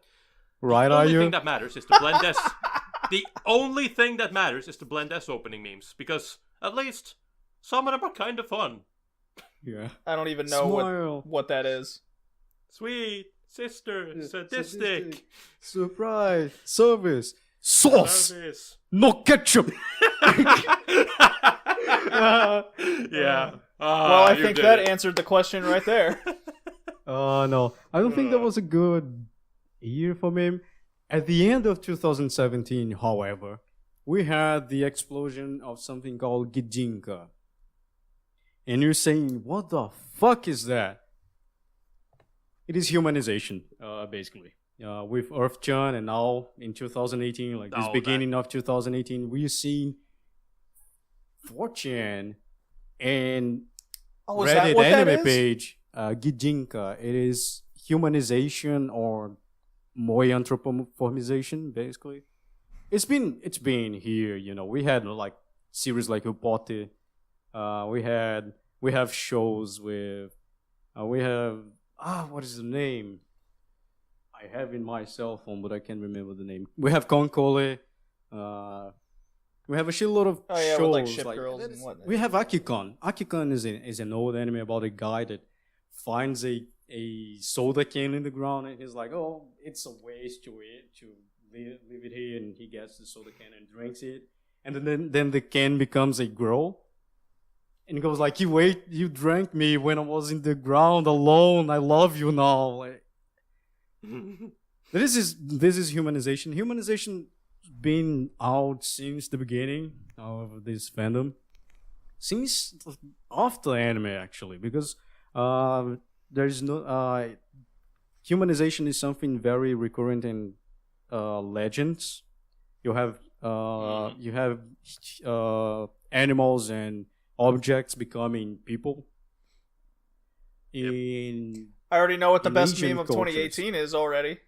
Yeah, in Asian cultures, you have, for example, in Japan, you have the legend that a tool, if you use that a tool for 100 years, it actually receives a soul. It develops a soul and becomes a person. We see also that legend a lot of in anime. So humanization been up there for quite a long time, but at the end of 2017, with Earth-chan, suddenly planets were moi. Then we have Hentai Heaven, we have Clorox, we have a shitload of brands. You just need to go to Reddit anime page, and every single post is about humanization of brands or planets or food or plants. So, and that became like that trend started in 2017. So I guess it's valid, although it's exploding now. I guess it's valid to say it was probably the best meme of 2017, reinforced by Joe as well, because he loves Earth-chan for some reason.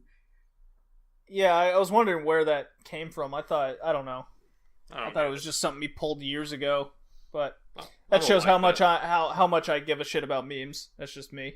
I don't like Earth-chan at all. I think it's stupid.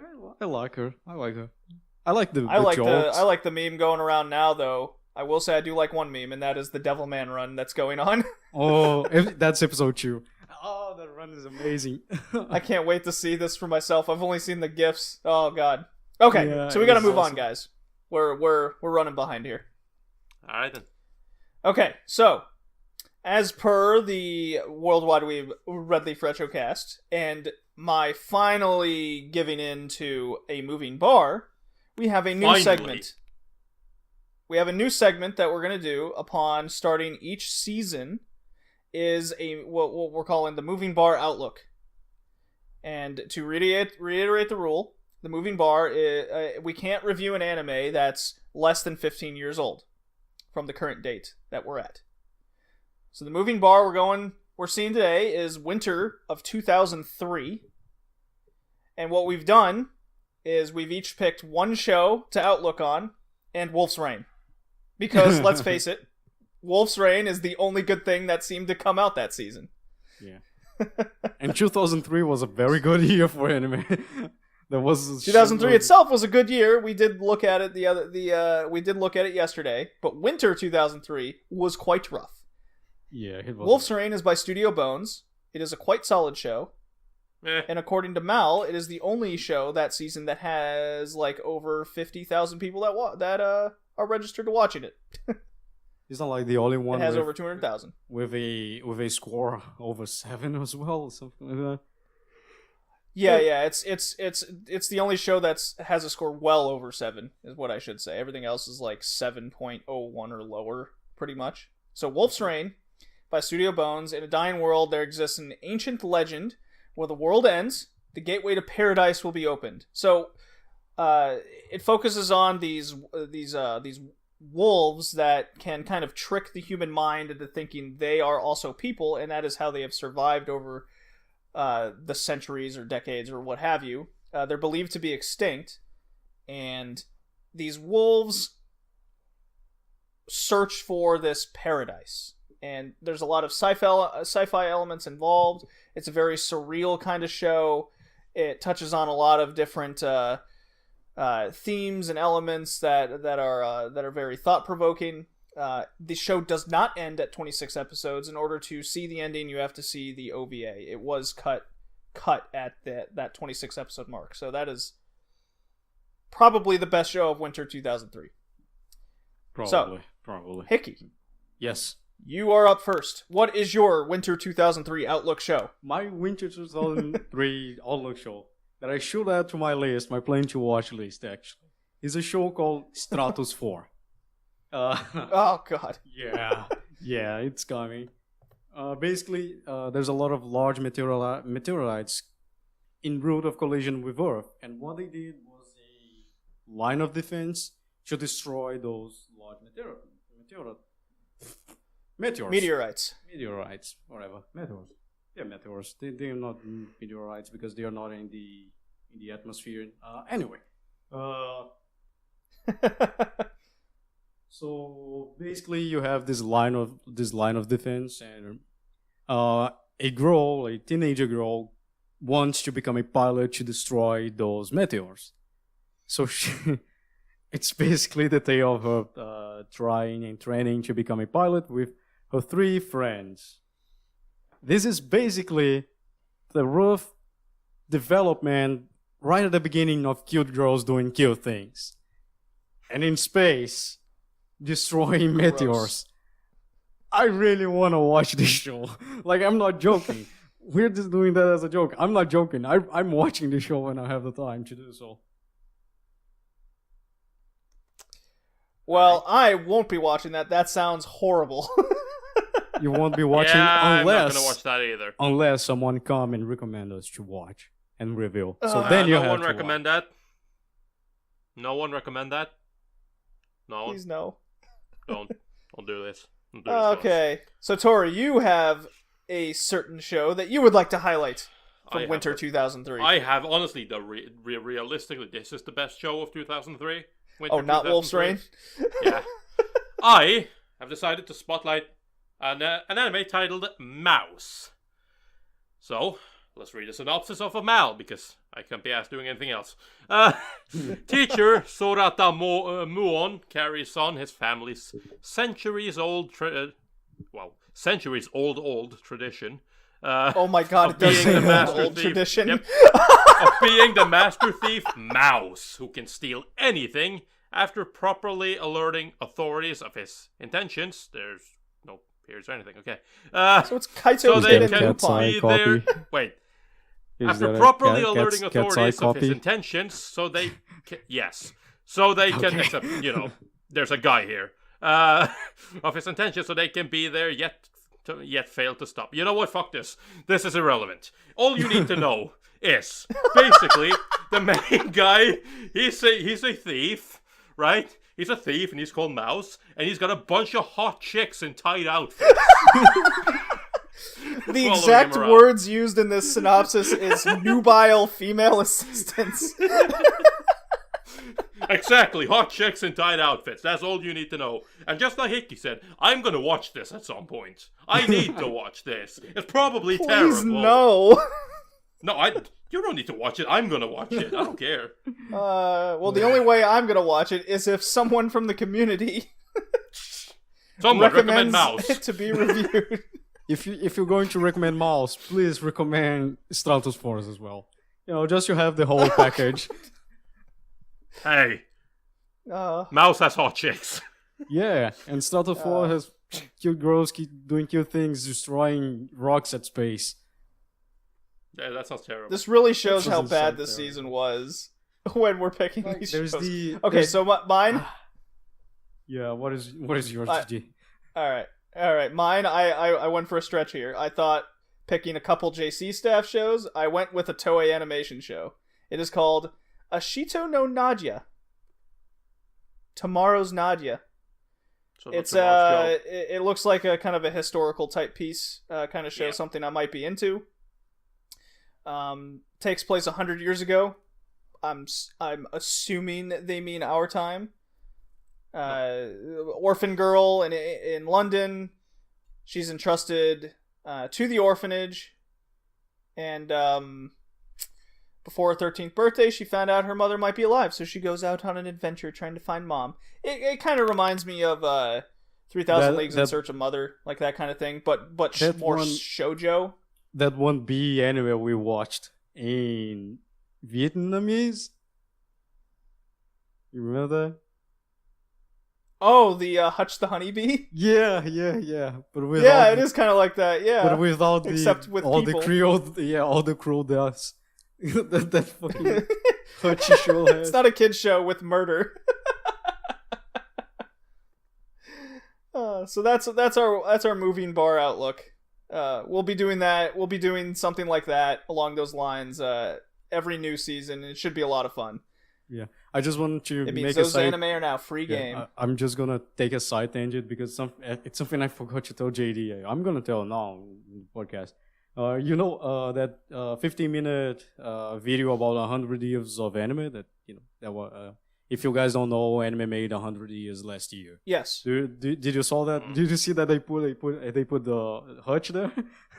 There's a clip of Hutch. They did? Yeah, there's one. I was like, oh no, I couldn't remember the name. Now that I remember, I had to talk about it. I was like, well, I think that was relevant. That was fucking relevant anime. Oh man. So you guys have seen Wolf's Rain, correct? Yes. Yeah. Okay. It's been so long. We've all seen that, so that'd be an easy one to review. But we would be reviewing a show without an ending, essentially. So no, we can that's kind of a OVA. foreboding. Okay, so we can now move on to the modern stuff. The new Winter Anime 2018 Outlook. So what we have done here is we've each picked our top 5 most hype that we are looking forward to. Keeping it kind of simple and sweet. Maybe describe why you're hyped for it. Maybe a little description over each. Do you guys want to just go through 5 to 1, going through each of us individually, or just we each name our 5 and then we each name our 4 and go from there? I think just going through them will be faster. Okay, let's go with the faster one. Yeah. Hickey, you're up first, man. Yeah. First of all, I didn't, like I said prior, like in the beginning of this podcast, I didn't choose my shows. Because I want to watch less anime. And what I did is, well, since I watched everything in one season, I decided to go out and ask for recommendations. And I didn't look up anything of this anime. The only thing I knew about the anime was the title and the poster of it. That was the only thing you know. Of course, the number 5, JD put it here as a skill teaser, but if that doesn't ring the bell, the name is. I just need to. I couldn't be bothered with that Japanese title. Oh, I can. No. Yes. Maybe. Hang on. I'm looking for it. It's not here. Hard to find, man. Ooh. Well, guess you're gonna Can have you to not go with find English it name anymore? then. Is it gone? Ooh. Is it erased? Is Anyway, it erased? let's go with the English name. I don't seem to find the. Why didn't you put the fucking Japanese name? Anyway, Because it was hard to write, and I couldn't be bothered. Piece of This guy. shit. Basically, it's a manga. It's a manga that it's going for a while, and there's a lot of followers online. So if you go on the internet, you're gonna see a shitload of panels or memes of this anime. So it has to be on number 5 because it is stalked every single day on the internet. Every single day, if you go to 4chan, you're gonna see it. So yeah, that is my number. I got the Japanese title for you. I It's also find it. Karakai Jozu no Takagi-san. Yeah. Yes. You couldn't be bothered writing that. No, I couldn't. It's not that hard. I couldn't be bothered, man. So yeah, because it is so talked on the internet that I had to, and it was recommended. It has to be on my top list. It's something that I am expecting because I already saw some panels about it, and I can't wait to see it. Yeah, short and sweet. Okay. Number 4. Number 4 is Eurocamp. Ugh. I already disagree with you being hyped for the show. Like I watched the first episode. It's here because I watched the first episode. Because again, I don't know shit about the other ones. So it's here. It is the more The show is pure NyQuil. Yeah, it is. It is very calm. It's very relaxed about Moe girls going camping. This show. Gross. No, not really. It is well. Sorry, I'm animated. sorry, Icky. I'm sorry. I'll shut up. I'll let you. don't worry I'll about let it. you. I'll let you talk. It is. Yeah, It is sorry. well. It is well animated. It is. It is a very simple premise. The characters look very. How can I say it? They look very friendly. Also, the colors, the music, everything is good. The only 2 things, not 3 things, now that I think about from the first episode that I didn't quite like was something. The first one, something I liked and didn't like was the background. Because they use traditional painting, blurred painting for the background, especially foliage and forests. When you have it on the far background, it is very good. There is this shot of Monte Fuji where they are in a lake, and you have Monte Fuji and a forest in the background, and you have the blurred painting. Okay. Possibly writing this down at 1:52. Lost Hickey. Seems like that. Okay. We seem to have lost a host. Yeah. Possibly. Okay, so damage control. Until we get Mr. Lemos back. And that will be. Tori, how about you go over your top 5? Okay, sure, I can do that. And let's see here. Let's start with my number 5. My number 5 is A Place Further Than the Universe. I've already seen the first episode of that, and that's why it's here. It's a fun little show about, basically just going out and doing something different. Like, challenge yourself. Step outside your comfort zone. It's essentially just what it is. It's about a girl. She's started high school. Well, she's in her second year of high school now. And she had all these plans for what she was going to do when she got to high school. And starting second year, she has done nothing. So obviously she keeps going like, I'm going to do this, I'm going to do that. And she decides, I'm going to step out and, she's going to step out and just go on a journey somewhere. An unexpected journey. Skip class and go on a journey. And she chickens out and doesn't do that. But, eventually she meets someone who wants to go to Antarctica because of her mother. It's this show? Yeah, her mother got lost in Antarctica. Okay. I've heard people talk about it. Yeah. Her mother got lost in Antarctica and she is trying to get there. She's trying to raise money to get there and find a way to get to Antarctica. So they eventually just plan to go there together. And that's all that's happened so far. And it's a breath of fresh air. I like Sounds the like characters. a Tori kind of show. I like it. It's like the characters are nice. The characters are refreshing. They're not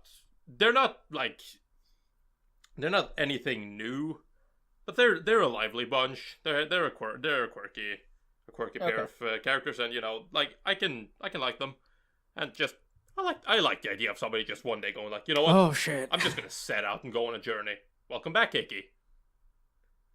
So yeah. How you doing, my friend? Now the question is, are you still recording? Yeah. Sorry, man. I talked a shitload about Eurocamp. I don't know how we're gonna do that. I'm still Do we just- recording. guys- I don't know what is happening to my internet like right now. Okay, so all that will happen Well, is Tori and I played a little damage control. We went over his number 5, so a little teaser for his list. Well, there is a problem because Um, I didn't know the moment I Give us the short version. Give us the short version of Eurocamp. Basically, the problem is, they use the traditional painting for backgrounds, but not only for far backgrounds, but also closer backgrounds. So you have the Monte Fuji and you have an animated lake that gives depth to the background. The other time they are in a road and you see the painting background and it looks like a flat wall. So I don't think that's good, but. Mhm. It is a very comfy show. The music's good. The characters are good. It is very, very comfy. I think it's going to be a good show. Of all the cute girls doing cute things this season, this is going to be the best one, in my opinion. Probably. I Okay. hope so. All right then. Your number... I will not be watching that. But I Me hope it's neither. good for you. Your number 3, Mr. Hickey. My number 3, let me see here. I have it loaded. Is Overlord Season 2. Why? Because I What watched is Overlord Overlord Season 1. And I thought Overlord Season 1 was very good.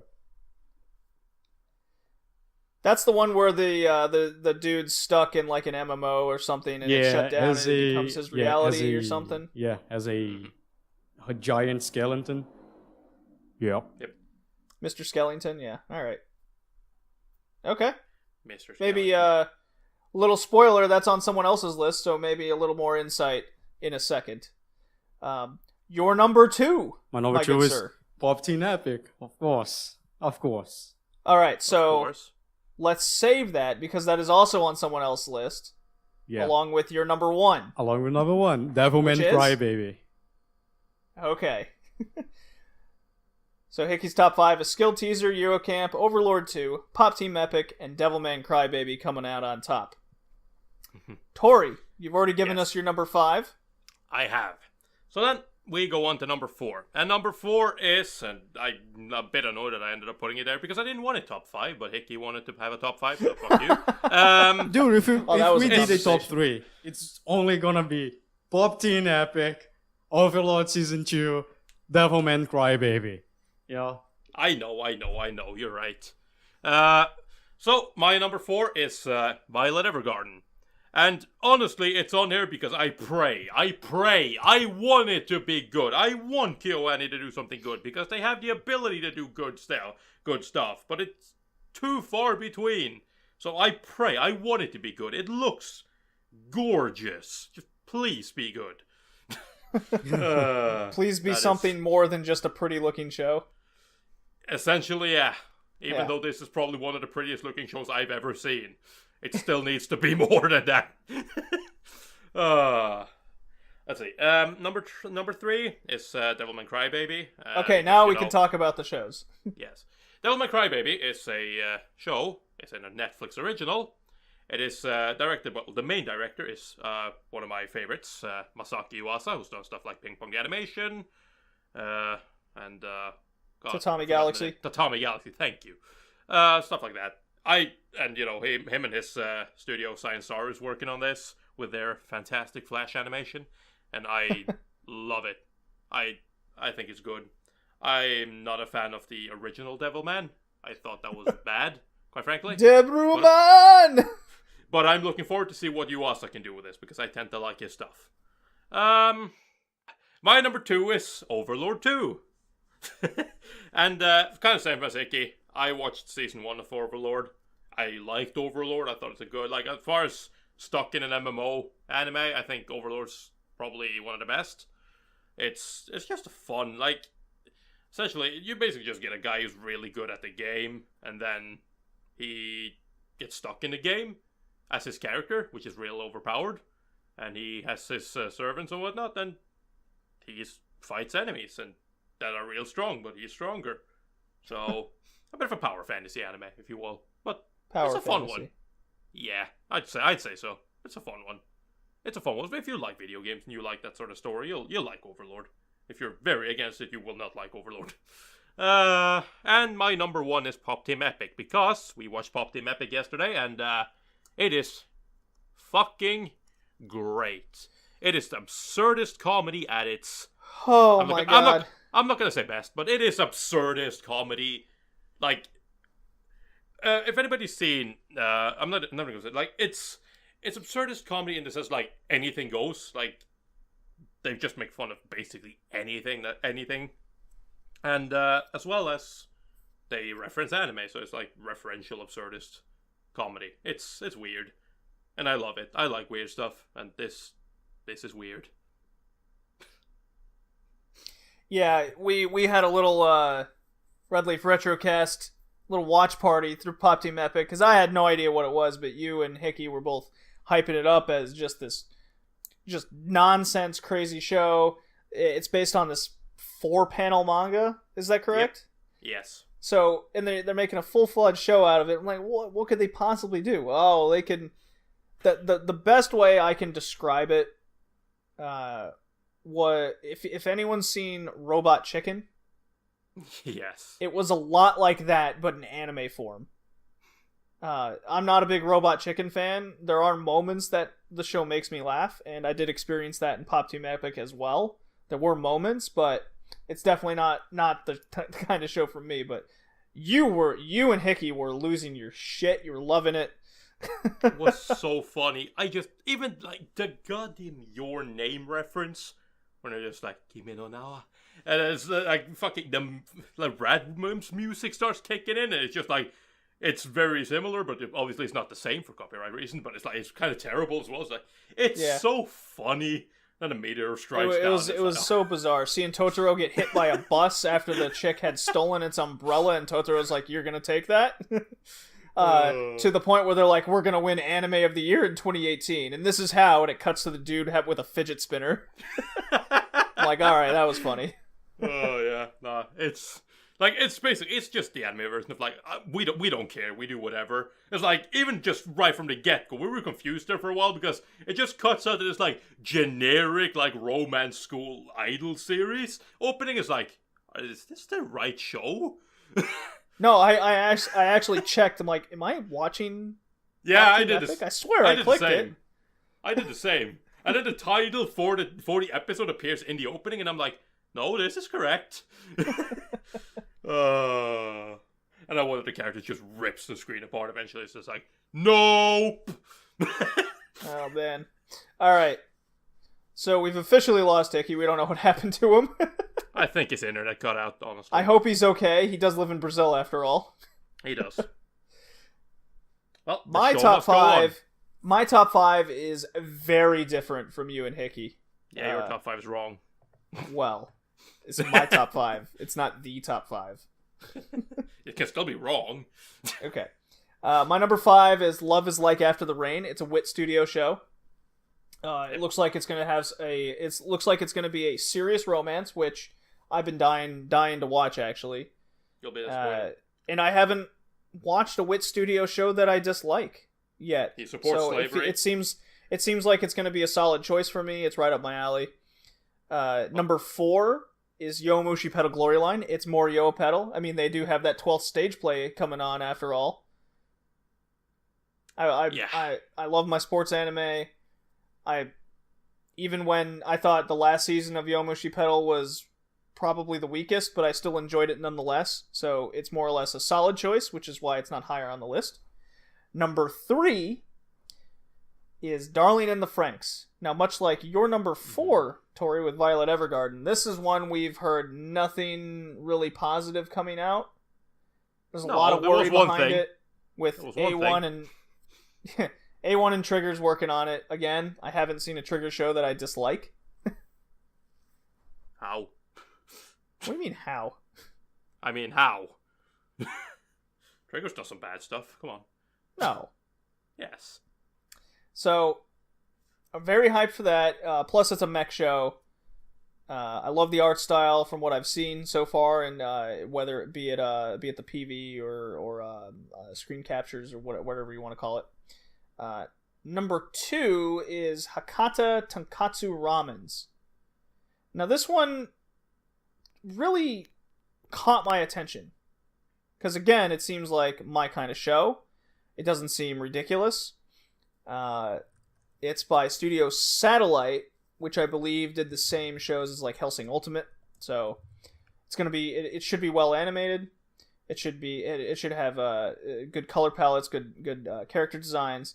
It's about an underworld, and where these people with special talents go and find.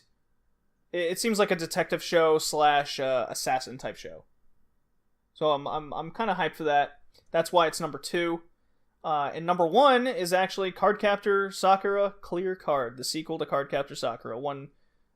Yeah, I know. It's yeah, I mean it's a shocking choice, right? It is. It's a show from when I was quite young. Watched it with a good friend of mine. I have a lot of nostalgia for it. I still, even though the original from the 90s is filled with a lot of frustration, as Hickey mentioned, I still do vastly enjoy it. And fuck, it's coming out in 2018, so it's got to look a hell of a lot better than 20 years ago. Nah, man. Nah. Nah. Now, when I did watch the PV, I did not like Sakura's voice. It was very high pitched.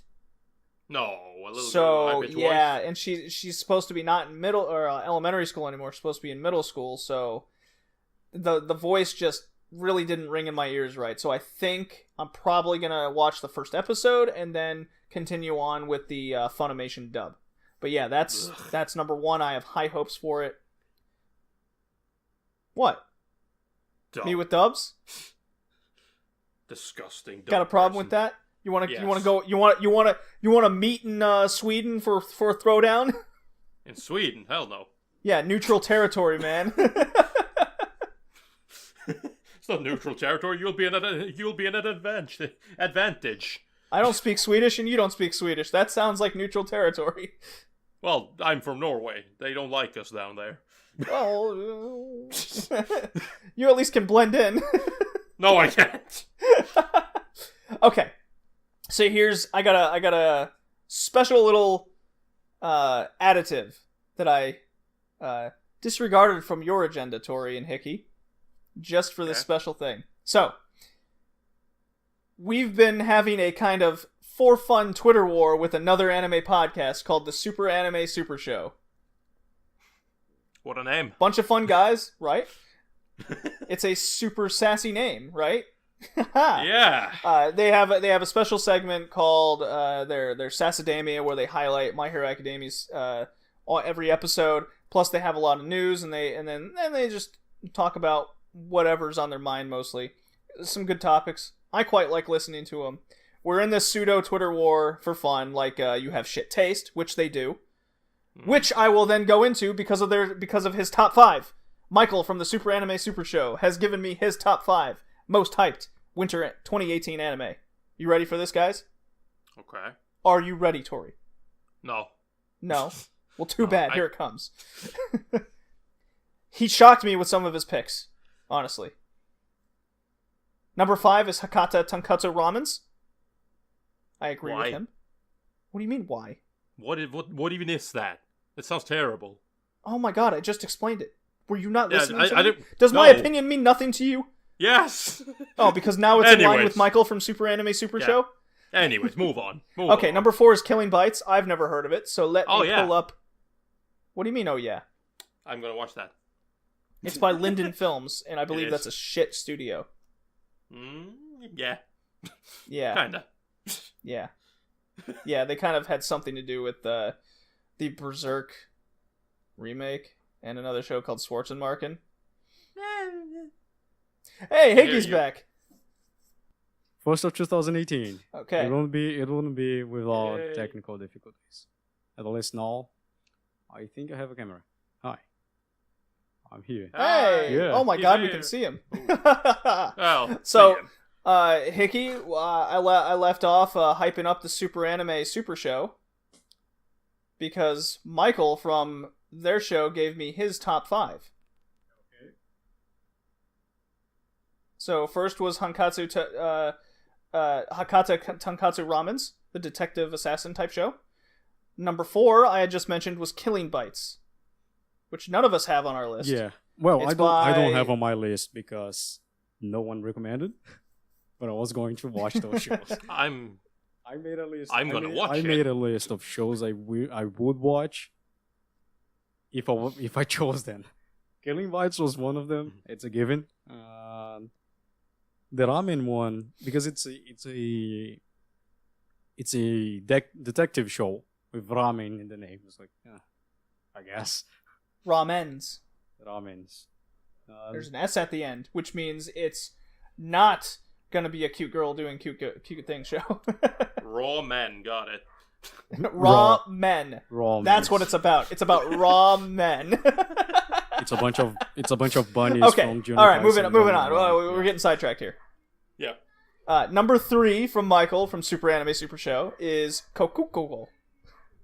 I have this one. Kokuko. I'm It's watching by this one. Geno Studio, however you want to pronounce it. It's a mystery psychological drama. Oh, I know. The way I can best describe this is it's basically the movie Taken in anime form. It just missed out on my top 5. I'll be honest with you guys, but I will be watching the bad. show as well. I think that's bad, honestly. His number 2 is Darling in the Franxx, which I discussed earlier, and his number 1, which may shock you both, is actually The Disastrous Life of Saiki-kun Season 2. Haven't watched first season. Okay. Can watch second season. Oh, it's hilarious, guys. It's definitely my type of humor. That is for sure.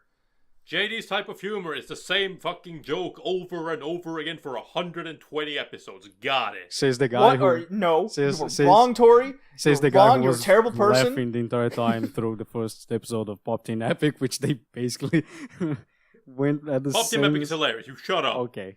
You shut up. Pop Team Epic is hilarious. I Okay, watched okay. Psychico and I watched the first season. Okay. It is not good. It is. It's not bad, but I mean, come on. It's like a 6 out of 10 show. So the guy who likes Does Tokyo. this, It has does a- it this has 9 seasons of continuing the Tokyo. Super Anime Super Show has terrible taste? It's got some decent basic humor, but like, after a while, it just gets like, okay, yeah, they made that joke again. Yeah, Psyche has psychic powers. Yeah, got it. Yeah, his name's Psyche. Okay. Now, one thing that we did last season, unintentionally, was we ended up having a Red Leaf Retrocast Blood Pact with Land of the Lustrous. You say that like that's a bad thing. Turned out to be a show you guys really Fantastic. enjoyed. It was good. It was very good. So we're continuing the podcast Blood Pact with winter season's show being a show called Death March. Tori, Yeah. what is Death March about? I don't know. From what I gathered, I'm not even going to bother looking it up, so I'm going to butcher this horribly, and I don't care. Death March looks like it's about some dude working for some sort of games development company? I don't know. Dealing with mobiles and stuff like that. Mobile games. Whatever. And eventually he gets... it's an isekai story. He gets sucked into another world. I don't remember if it's the phone game or whatever, but he gets sucked into another world. And, I don't know, slice of life / harem / whatever happens. Yeah, it looks generic as fuck, and it's gonna be terrible, most likely. I mean, the best show of the season. Yeah, it's I'm gonna be sorry. terrible. Oh, that slipped out of my mouth. I it's survived. I survived. Smartphone Jesus. I can watch the show. Like, you guys. I you survived guys are Ero fucked. Manga Sensei. I can watch And the I show. survived Recreators, so anything is possible between all three of us. With our powers combined. And Recreators don't compare to Smartphone Jesus. You guys are not understanding. Don't you say that. Ero Manga says it was fucking awful. Well, I guess you're gonna. And you guys will be happy to know that joining us on the Blood Pact are the guys from Super Anime Super Show. Oh Fucking god. dumbs. I'm sorry to you in advance. So if you follow all of us on Twitter, Super Anime Super Show, Sass on Twitter, and Tori and myself, Bowling JD, we will be only saying the most positive things about Death March. You speak for yourself. The best show of the season will not be Devilman Crybaby, as you can watch on Netflix. No, you're all right. 10 It's episodes. Pop Team Epic. It will not be Pop Team Epic. It will be undisputedly Death March. Well, we just lost a host. No, he's around. He's No, around. I was talking about you. Oh. We're taking this podcast in a different direction. Can we get Michael from Super Anime Super Show? Yes, I'd rather want him. Oh, God. Well, hopefully, in the works, we can have them on a future episode. It is in the works for some more special things in 2018. 2018 is looking good, even though it's starting off very terribly. I'm sorry. Starting off great with Death March. Yeah. Well, it started great for me. I won't have mobile internet for a month. Yes, that's gonna be fun. I'll have to waste some money to buy bandwidth, because that's gonna be really fun. Oh no. Net neutrality is coming, so I might be shortly behind you. Yeah. Okay. Fuck I think that does it for all of our winter stuff. We have finally reached the point where we can talk about the anime of the episode, which is, in the title, Battle Angel Alita. Are you guys ready? Gundam. Hypervision Gundam. Future Gum. That is the name. As far as I know, Gun is kind of the play on words between Battle and Angel. Nope. No. Isn't it? It's like... Gunmu is a play on words between gun and dream. Yeah. Ah, you're right. You're right. I stand corrected. You know what, Tori? I knew I kept you around. Yeah. I knew this is why. The only reason. Only reason. And this was actually Hickey's brilliant idea. We were trying to figure out what would be I made a thumbs up. You guys can see the next episode. And with the movie trailer coming out, because the live action Hollywood adaptation of Battle Angel Alita is coming in the summer of 2018, produced by James Cameron. You know what? When Hickey, you Yes. produced this idea, I was all for it. Really? I'm glad you know all that. Oh yeah, because I had literally just gotten into the manga, just buying all the volumes that I could find, very recently, and I got heavily invested into the world, the story, who Alita was, who she is. It just grasped me, and I watched the OVA years ago, rewatched it for the podcast. We got some things to talk about. We do. So the way the OVA is 2 episodes, it loosely covers the first 2 volumes of the manga. So a little backstory is the OVA is more or less just a promotion for the manga, because it came out while the manga was being written. They didn't get permission from the mangaka to actually adapt the manga. He didn't want an anime adaptation of it. Correct. So the mangaka is Yukito Kishiro, and when whatever studio came to him, or whatever person came to him, we want to make your manga into an anime, he basically said no. He goes, I don't want this to be an anime. I want to just focus on my manga. I want the story. He was afraid that they would change things. He was very outspoken about it. So instead, we got this very loose translation adaptation. So they had to change some things for the purpose of kind of creating a self-contained story based on the only volumes that were out at the time. So the way we're going to talk about this is we're going to talk about the OVA mixed in with the 2 manga volumes, and then continue the story by finishing the manga, because we all ended up reading the manga, all 9 volumes. Yeah, technically... And we're not covering Last Order. Yes, technically this is a manga cast, not an anime cast. Both. It's both. But it's come on, 9 volumes of a manga and 2 OVAs of 30 minutes. It is a manga cast. It's both. We're talking about an anime. It would have been a manga cast if we didn't talk about the anime at all. That's right. I hope to do something similar to this with the JoJo's Bizarre Adventure that came out in the 90s. Ooh, I'm not gonna read them all. I'm not reading that again. It is long. It takes. You have to It read takes. it again. It You already takes know a it. while. So the first volume is titled Rusty Angel. Would anybody like to take this away? You can do that. Let's can do this? start Is by this- no. is Let's this all start for by me? by the prelude because it helps you to understand who Daisuke Ido is. Okay, go for it, Hickey. Yeah, basically Daisuke Ido was an habitant, was a citizen of a how can I say it? Is it a flying city? It's not a flying city because it's technically flying. Okay, it's a flying city called Zalin in the original and Tifares in the English release, the first English release. And he was, for some reason, he was outcast by the citizens, and he goes to this junkyard that is under the city of Zalin or Tifares, depending on what you're reading, in what language you're reading, anyway. And he was a surgeon. He was a medic. He was a doctor. He would make surgeries. So he was outcasted, and on the bottom of the junkyard, most of people they are cyborgs. They don't need surgeons there. They need mechanics. And he is against the idea of becoming the cybernetic doctor because he's a purist. He likes humans. He doesn't like cyborgs.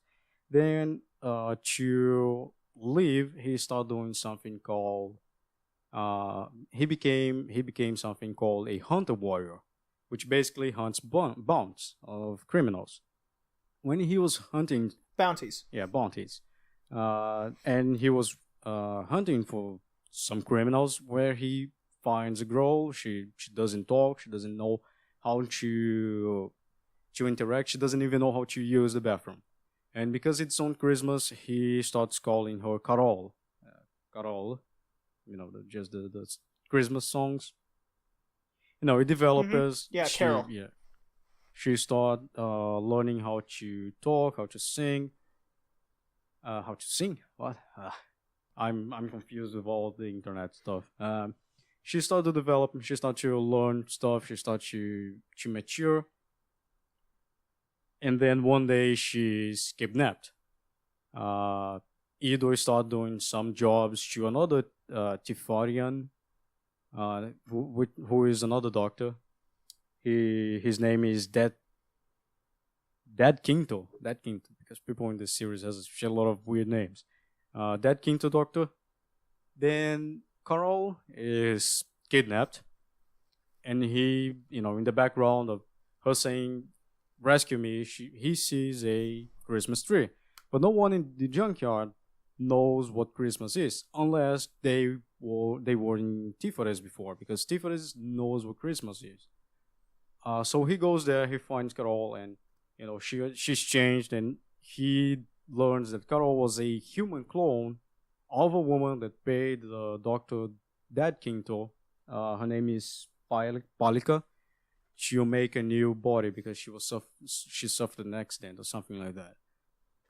So a shitload of stuff happened. What happens is Carol is dead. Everyone is dead. Only Ido's survive. After that, Ido's changes his mentality and decides, you know what? I'm gonna help people that needs help.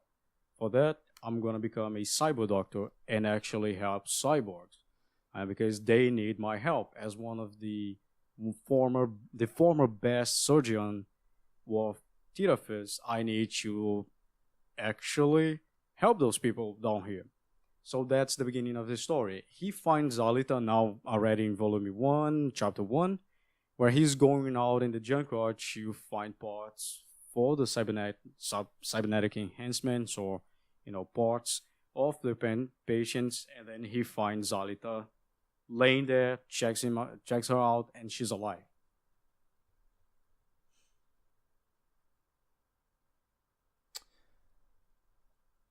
That's quite the prelude, just for one character. Yeah, it's one movie by its own. It's quite the huge crowd.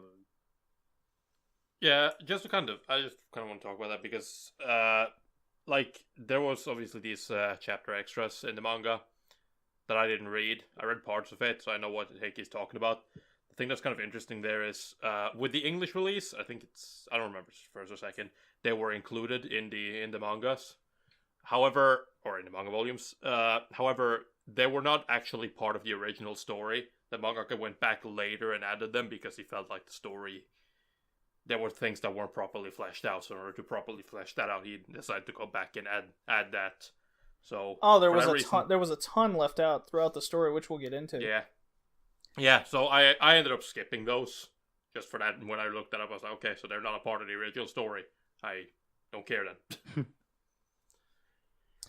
All right. So now that we have Ito's background and who he is, he finds a robot in a junkyard, or at least just a robot head, and he's kind of drawn to it, and brings it back to life. They describe how, at least in the manga, they describe how she's lost a lot of her memories. Most likely, she won't be the same person that she once was. They go in the manga. They go into a little bit more detail, at least on the surface of like where's she gonna start, and basically it shows immediately that she starts as a young girl, kind of starting over in life, and while in the OVA, it really just jumps into you immediately. It's kind of a flash. Just Ito finds the robot, puts it together. The next day, who are you? Oh, I'm you're Gally or Alita. What? She's got two names. She was called Gally in the OVA.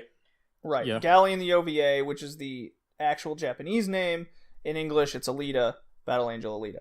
Well, no. Well, they do later in the manga have something to do with the naming convention. So, anyways, the OVA has that start, immediately then showing you a character, Hugo, which you don't see until volume 2 of the manga, which is Tears of an Angel. So immediately we see in the OVA that they're already molding the story together in parts, so you have some sort of character introduction. You're not just going bang, bang, bang, like you can just reading a book as self-contained stories. They really had to feature certain characters earlier, or have other characters less fleshed out comparatively, if that makes any sense.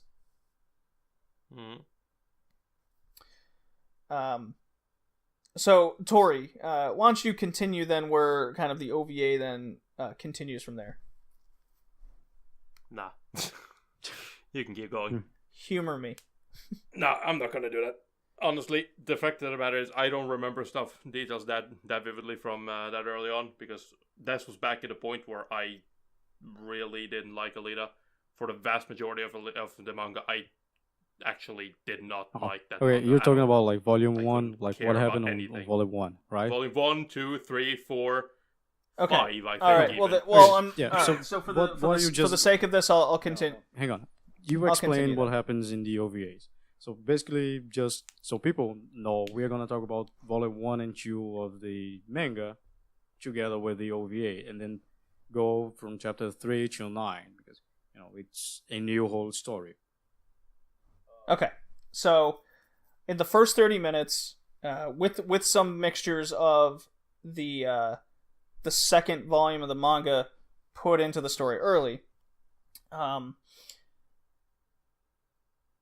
Hugo in the OVA, Hugo and Gally / Alita start hanging out early. They have their little romantic moments. Very much a young girl in love.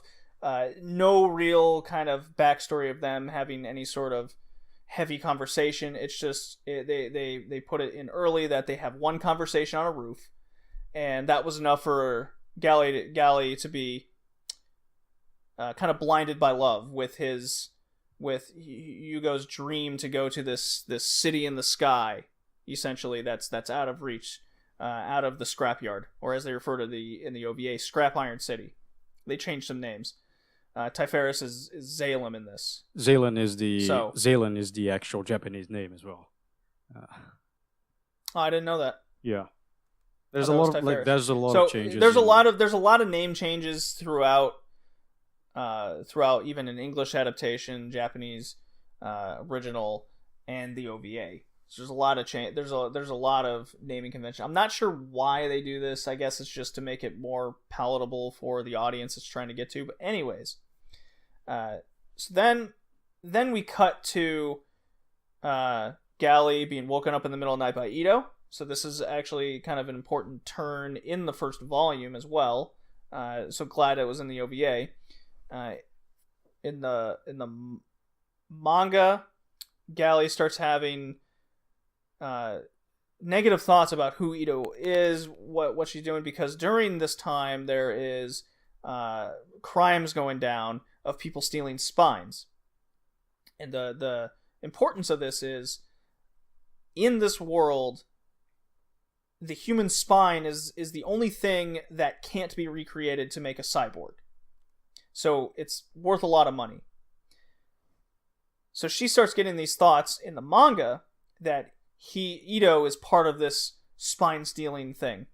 The OVA, she just kind of follows him out, wonders what she's doing, finds out he's hunting criminals. She saves him from almost dying through this cyborg criminal woman, in which you also meet another couple criminals, and and a battle ensues in which, speaking OVA, Alita / Galley destroys him basically. finds out she has this innate fighting ability, more or less an instinct. Panzerkunst. Oh, And okay. this is when you start getting a lot of scientific German names a lot of the time, and Panzerkunst is one of them. Panzer art of fighting, essentially. And the rest of that particular OVA episode is mostly just Alita wants to become a hunter warrior. So she becomes one. Corny scene ensues with Ito going, "No, you're pure. I made you. Don't do that." Okay, she does it anyways. Again, more fleshed out in the manga. I would say so. Yeah, very much so. No, I wouldn't say so. You wouldn't say so? Very much more. No. They have this entire thing in the manga back and forth where it's like, Ito has a very strict sense of what Alita is or what he wants her to be. She is like his creation. She is this pure, almost like a doll, which Alita calls him out on eventually when she wants to become a hunter warrior. It's like, I want to find my own purpose in life. I'm not your doll to make however you want. I want to do my own things. But like that is something that I say is a little bit more fleshed out in the manga than it is in the anime, because they kind of just like, they have that moment, but it's just like, no, you don't get to be a hunter warrior, but I wanna. Fine. Yeah, okay. In the OVA, it was, I want to be a hunter warrior, but I don't want you to. Well, I'm gonna. Okay. Well, in the manga, they at least have some conversations they have that some lead up conversation. to that yes, moment. yes, So it makes definitely, sense. because Alita, for the first part of the manga, she has something called the Berserker body, which is a very powerful weapon. Now, in the OVA, she already has the Berserk body from the start. So when she says, "I'm going to become a hunter warrior," there's nothing Nido can do. Now, in the manga, she has a fragile body. And when she fights criminals, like when she fought Makaku at the first time, which is he's not even the bad guy in the OVAs. In the OVAs, it's a former champion of one of the sports they have there. It's basically Death Run. And the guy got... They basically combined those two characters. It's like, that's exactly what they did. He got vice.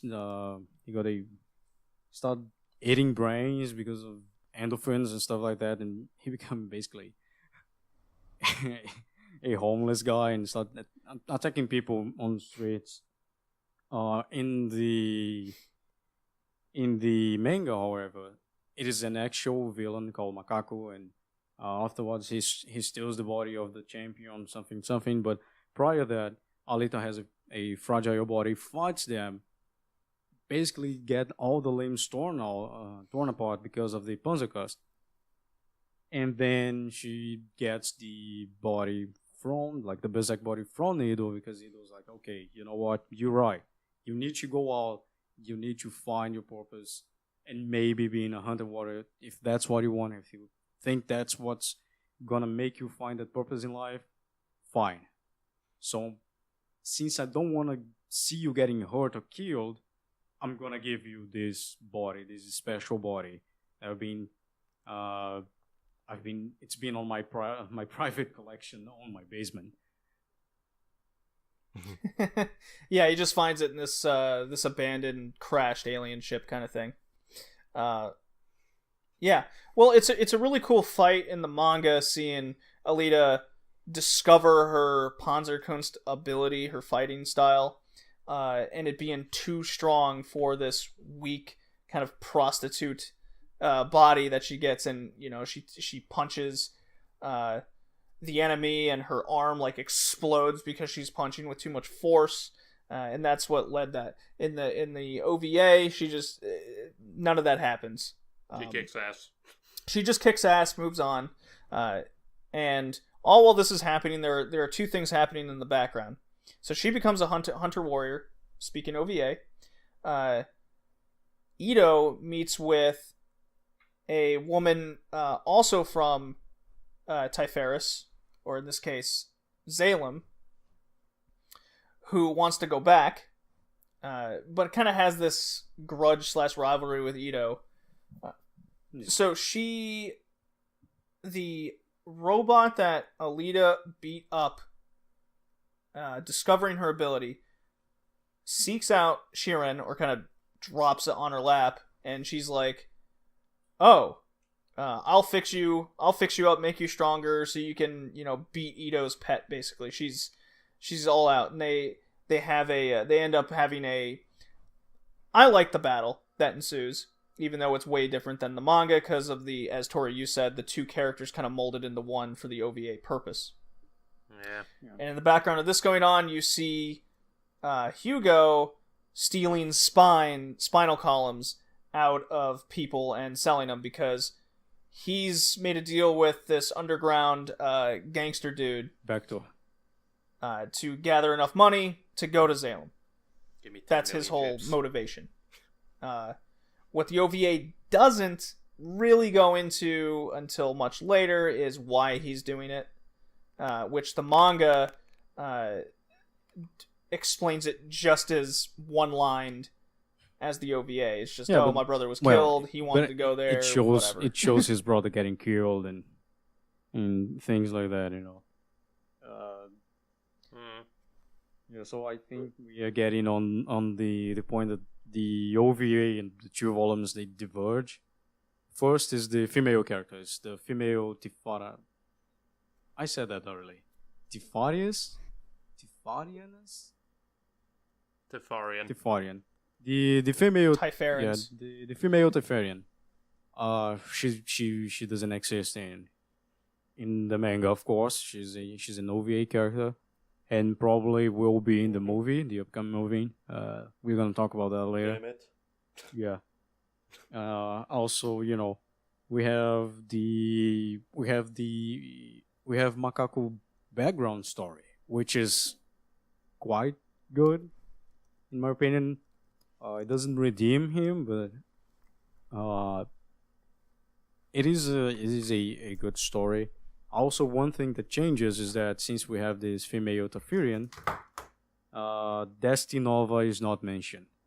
And Destinova he is the main antagonist in half of volume 9.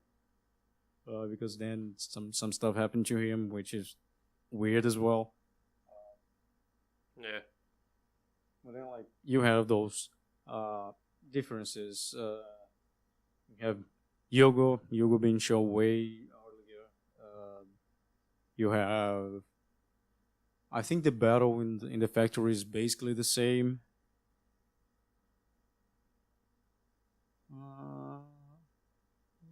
And Vector dies. Also, Vector dies in the UVs. Yeah. The main gangster guy, he dies. cut it in half by a robot. It's just You have like a bunch of like small changes as well. That's just I don't know, like we already mentioned the one where the dude who basically ends up killing the champion in the manga, he ends up killing the champion. The villain ends up killing the champion for his body. In the anime, he seeks help from the female Tarfarian, the doctor, to rebuild. In the manga, he turns out, like, even though he gets his body destroyed, him as a being, he's just a head with his spine, pretty much. Yeah. He escapes from his body and escapes into the sewers, and eventually he finds a Also, there's one of the champions takes his body from him. There's not a drama with the baby, Koyomi baby. Minute changes. It's not as much to take out enjoyment. It takes a lot of enjoyment, but it doesn't make the OVAs bad by any means. There are something like you have the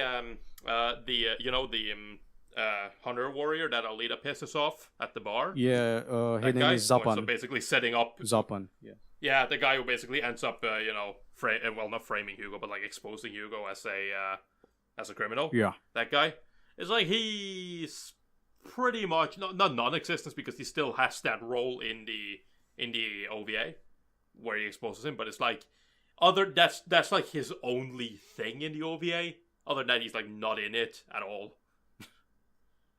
He's not because like the end of the second OVA, it's not the end, or it's not remote close. I mean, it's close to the end of the volume 2. With Hugo in a cyborg body trying to climb to Tifares or Zelen. Like the development until he gets the bodies completely the opposite. Like also, you don't have Zapan going out and accusing Alita of being a traitor and stuff like that. So yeah, basically what they did is years later, Deadman Wonderland did. They basically changed the story and killed some characters and didn't show other characters, so they would have a closed story at the end of the 2 OVAs. But one thing that bothered me, and this is just kind of the samurai hunter warrior guy, the one that turns out that he killed Hugo's brother. Yep. And he's now coming for Hugo's head. You know that guy? It bothered me that he kept following that, like, ever since we first met that, like, female Tarfarian, pretty much. He's been around her the entire time. He's basically followed her everywhere. That made no sense to me. Why? He was there to witness Alita's fight with that guy in the OVA as well. It's like, why is he there? What's the purpose of that? No, the OVA suffers from focusing on the wrong characters, and it all started with that introduction of a character that just didn't exist in the manga. Mm-hmm. Yeah, I get why they did it to introduce her and to mold 2 important characters into one. I get it. You know, like her. I don't get having a hunter warrior following her around to be a part of like the battles and whatnot. Well, I say be a part. He's not even a part. He's just in frame. He's just standing there in the background. No, it's super weird and awkward. It doesn't make sense. The only thing I can put together on why he's doing that is he knows Alita and Hugo are a thing. You know, they're at least at the friends, quote unquote. So if he follows her wherever she goes, he'll eventually run into her. Or run into Hugo. This is before Hugo has been like outed as the main criminal behind. Well, in the OVA, Spines. Maybe he knows that he's a criminal already. I don't. You know, there's a lot of things in the OVA that aren't clear because there's no lead to any of these things. It just happens. Everything just kind of happens. The action's cool. I like the action. I like. In a 55-minute OVA, I really like the last 20 minutes, so that's over half. I do like how it starts. It's just that middle section, that 10 minutes, where nothing really makes sense. Yeah. You know? Yeah, no, like, for me, the OVA is... It's one of those things where I feel like for what they decided to do, when you first decide to change a lot of the story, it's like, I feel like there's a lot of the more unnecessary details they could have done away with or changed. I don't know, like, again, the one with Sapan, who's just, you know, the one who finally exposes Hugo as the spinal thief. You know, when he finally Yeah, makes he just kind of pops. Yeah, he just kind of pops up. Single appearance, he's done. Yeah, it's like, you couldn't have had that bar scene. Like, you couldn't have added that. Just for a point of reference. I mean, it seems like if there was, I'll just put an arbitrary number out there, like 15 minutes. If they had 15 more minutes, they could have had the bar scene. They could have had at least a couple conversations that led to important events or important dialogue, such as Alita arguing with Ito about becoming a hunter warrior. Just a couple more things, and the OVA would have been good as a whole.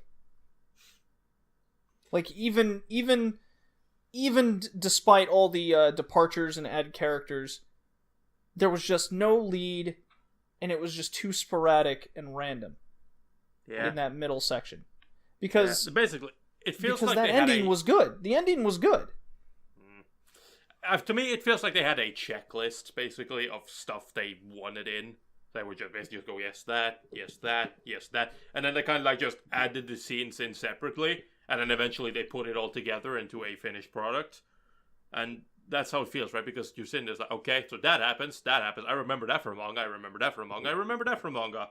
But like, how it goes there, who knows? Who cares? So did you guys watch the OVA first or read the manga first? I read the manga before. Yeah, I read the manga first. Okay, I watched the OVA before the manga, read the manga, watched the OVA again. Without reading the manga, I quite enjoyed the OVA. Again, I had a problem with that middle part. I did enjoy it more. After I read the manga and realized they left all this stuff out, all these scenes, like the bar scene, very important with Zapan, and the type of character he becomes later in the volumes, which we'll get into. I was like, wow, the OVA missed so many important things. What a misstep. Mm-hmm. I still enjoyed parts of the OVA. I just didn't enjoy what was replaced and cut out. Yeah, I think as you said, Tori, that checklist kind of entailed a couple of the wrong things, and that's where it went. Where it went astray. For me, what I didn't enjoy in the OVA was the fact that they tried so hard to kill off the story. You know, they made a female character to kill off Destinova. When they put the female Typherian whatever doctor there, where she would be building up the robots and repairing cyborgs and sometimes having sex with Vectors, because why not? She was doing everything that Destinova had a hand in it. Like, Destinova was the guy who made the snake body of Macaco. If they get out, if Macaco is... Which we don't even see in the OVA. We not even see, because it's not him. It's other guy. Right. So when you have another guy, and he goes to her, he doesn't have the snake body. Destinova doesn't exist. Same thing in Hugo's story, and how to go to Typheria, Zelen, those kind of things. Every single thing that had Destinova in it, they cut it out. And Vector is kind of important later in the manga as well. When you kill him off, he won't be able to negotiate. When we come to Barjack, which is volume 6, 7, 8, 9, he won't be able to negotiate with Zelen, and he won't be going to Barjack, getting almost shot to death, going back, trying to talk to the factory and Zelen. technically he's a background character, but he's still important. When he's killed off, Yeah. you won't have that. So when they tried so hard to kill off the story that it took away a little bit of my enjoyment, quite frankly. Yeah, Madhouse really, they really got. I don't want to blame the mangaka for killing his own story, but him saying don't make it into an anime pretty much forced Madhouse's hand to do these moves. Well, they could have always not made it. They didn't have to make They could have also not made it. However, I will say this. If this OVA didn't exist, I would not have read the manga. And spoiler, this manga is my favorite manga of all time now. So the OVA does have a lot of credit to me. Well, to see, I'm not saying it's the best manga I've ever read. No. I'm saying it's my favorite. Yes. Don't worry about it. The thing here is, this is what anime is, right? Anime is an advertisement for a manga, like most of the time. That's what Well, then it this is. did a damn good job advertising it for me. Then well, it could have been much better. The thing is, that's where I feel like the mangaka makes a mistake, right? Because I understand, I understand he's a creator and he wants to protect his property, but it is one of those things where it's like, you do also realize that, like, when you say, no, don't make this into something else, you're essentially saying, I don't want this to be advertised. He didn't want this story put in front of people. He wanted to keep it for himself and for the core people that knew about this. No one else. You don't get to know this. This is our thing. That's pretty much how he wanted it, which is I'm kind of annoyed at him because now he's completely different. That's like, no, sure, make everything you want. I don't care. It's an old thing. I don't care about it anymore. So that's a bit annoying, but what I was going to ask was, what do you guys rate the OVA? So, my watching it without reading the manga, I rated a 7. This is also years ago that I watched it. Okay? Rewatching it, I give it a 5. Mm-hmm. So it's a 6 now. I forgot. You got a 5? Oh, okay. Yeah, well, it's irrelevant. I just want to know. I gave it a 5 as well. Yeah, I would say I would say a 6 is a good number for the OVAs. I'd lean to a 5 because it doesn't majorly offend me, but it's just like knowing the story and just seeing a lot of stuff that's missing and that kind of don't make sense unless you know the story. It's like you're sitting there, it's like, I can see somebody going into this and not knowing anything. They'll basically come up from this going, what the fuck? 3 out of 10. Like, what? I don't get it. I mean, I went into it blind years ago, and I just saw it as a nice little cyberpunk action thing. Hence why it got just an average good action rating. But it's not even that. It's also years ago, man. I'm not an elitist podcast guy. I know. I wasn't an elitist podcast guy, man. I mean, that is... oh well. It is... My taste is much better. My taste back then was bad. Okay. Like... Sure. Although it's really a pain to say that. I guess it's a fine action OVA from the 90s. That's it. I mean, it came out in 92, so... Like it is Nah, you guys are cyberpunk. crazy. It is cyberpunk. You have your It is. flying fortress, whatever. You have the junkyard. You have a shit Flying. of cyborgs and serial killers and a cute girl Exactly, isn't killing that cool? people In the manga. tie outfit. Yeah, it is a action series from the 90s. Like but Yeah. it's just that, you know. Even with the manga, if we exclude the manga, it is just an action series from the 90s. And when the way you describe Okay. a series is an action series from X year, that shows how not so good the show is, I guess. Yeah. So, we're approaching the 3-hour mark here. We have our pretty much low opinion of the OVA, despite its potential. Now I think it's safe. Manga spoiler time. Yeah. Sure. So I've timestamped this at 3 hours. this is where we're gonna stop talking. The OVA is done. We're gonna continue the story of Alita and her journey of basically self-discovery, life learning experiences, self-discovery, killing a shitload of people. It really is just with every encounter and major person she meets. Because let's face it, there's not a whole hell of a lot of characters out there. But each one she meets does lead her to a, Tori, as you say, self-discovery in changing who she is and how she formulates her outlook on society. Until she goes crazy. Sorry, I'll stop. So, the next couple volumes focuses on essentially Death Rollerball. Basically. With cyborgs. Yeah. Where the main character she meets here is the champion Death Rollerball player.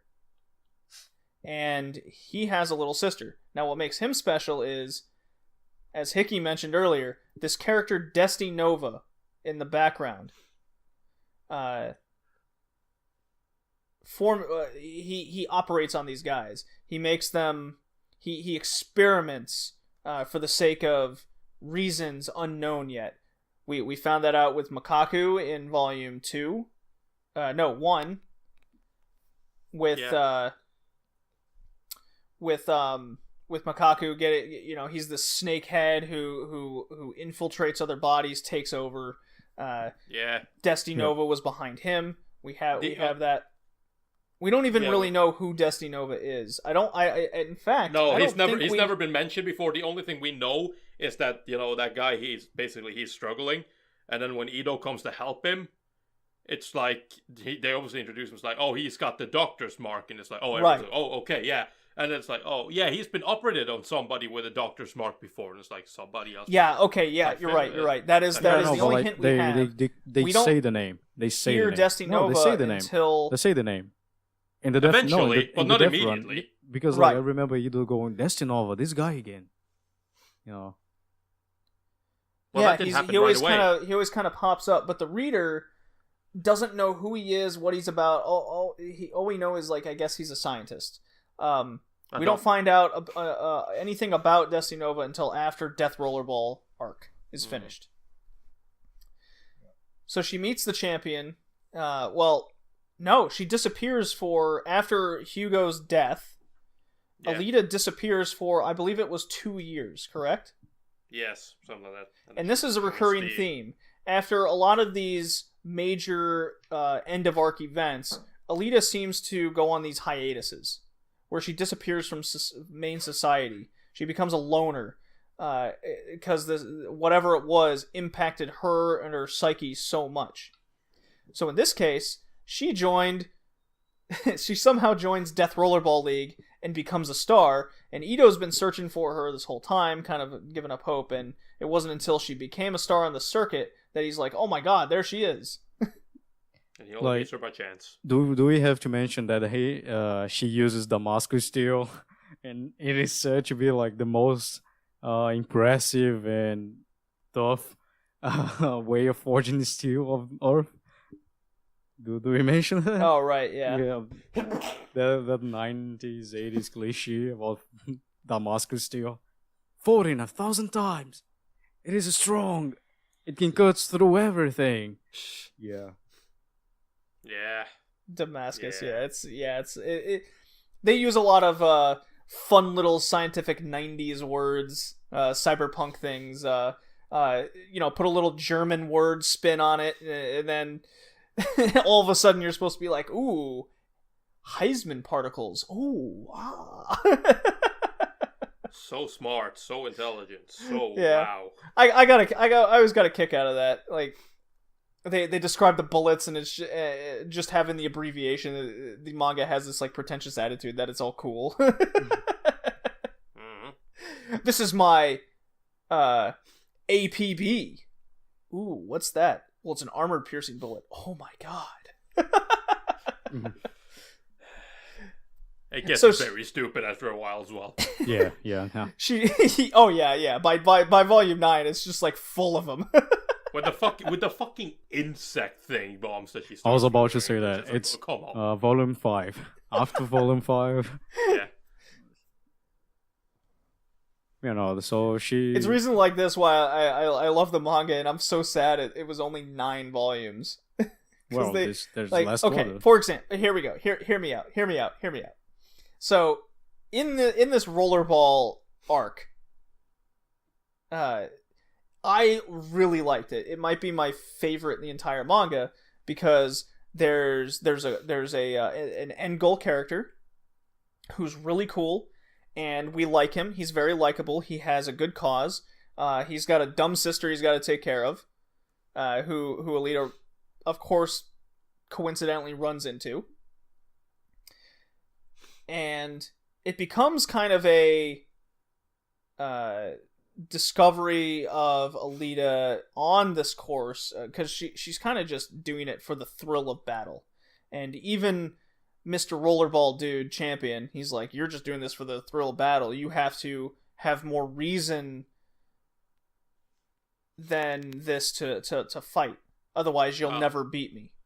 Well, that wasn't even the point. That's not how I got it. The point I got was that eventually, that's even essentially why she ends up leaving the circuit, because, like, literally, even her teammates, the ones that she collects eventually, they tell her, like, she's basically told by, like, you're not like us, and then, eventually the teammates goes and it's like, you're doing this for, like, the completely wrong reasons. You're not like us. You don't do this, like, for why we do it. You seem to have complete ulterior motives as to why you're even here. Right, and she's not. Her teammates and so she makes a super team to fight the champion. That's what we're going. Well, these guys all fight for the glory of the sport and being the champion. She was doing it for the strict thrill. Yeah, and that's what they had a problem with. Yeah, and that's what the champion then also had a problem with. Yeah, but that's why she ends up leaving, because she basically ends up figuring out, like, this isn't her place. She doesn't belong here, because she's not here for the sport. Right. But it was also that final fight encounter with the champion that that inevitably, when she has each self-discovery at the end of each volume, it's that's why she goes off to where she goes, whether it's her choice or not. Yeah, like, and on volume 4, when, she meets the champion and go fight against the champion, is where the 90s cliches start to kick in with the chi.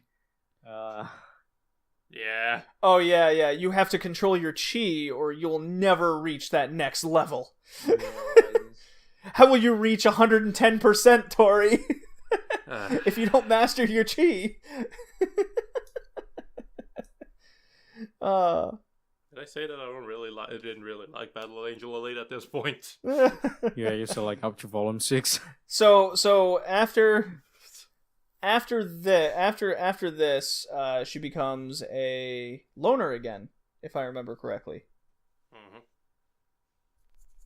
Right, Hickey? Yeah, I think so. I think so, because then, like, she meets the champion, they fight, he basically dies in glory, and she goes search for herself again. Then we cut to actually showing Destinova for the first time. Oh, no.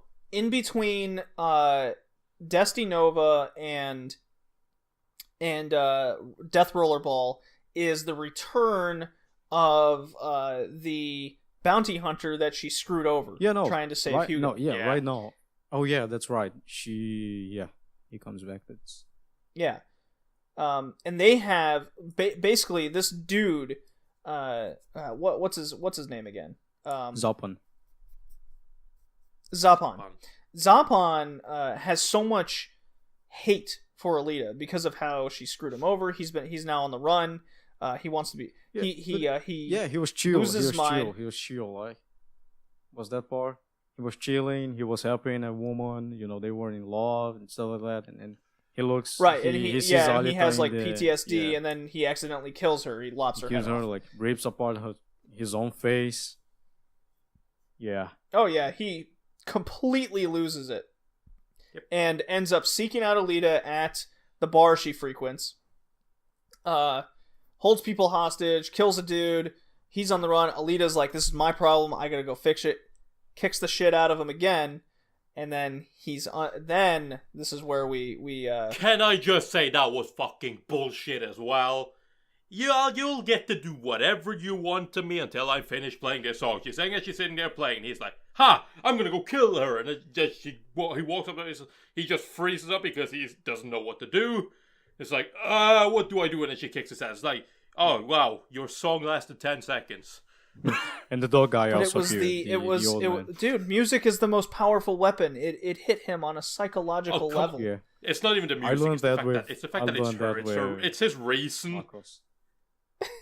But I mean, come on. It's that whole point where it's like, as long as I'm playing, you can do whatever you want. I mean, and somebody goes running at you, and the moment they're close enough for you to hit, you stop playing, and you go beat them. I was like, fuck you, I took you out. Like, well, she didn't. No, she kept playing. No. And all the while, the father of the woman he killed, the dogs were sick on him. The dog appeared after the song was over.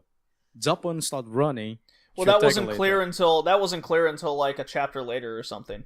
No, like when he the initial one was, we think that the song kept playing and the dogs attacked.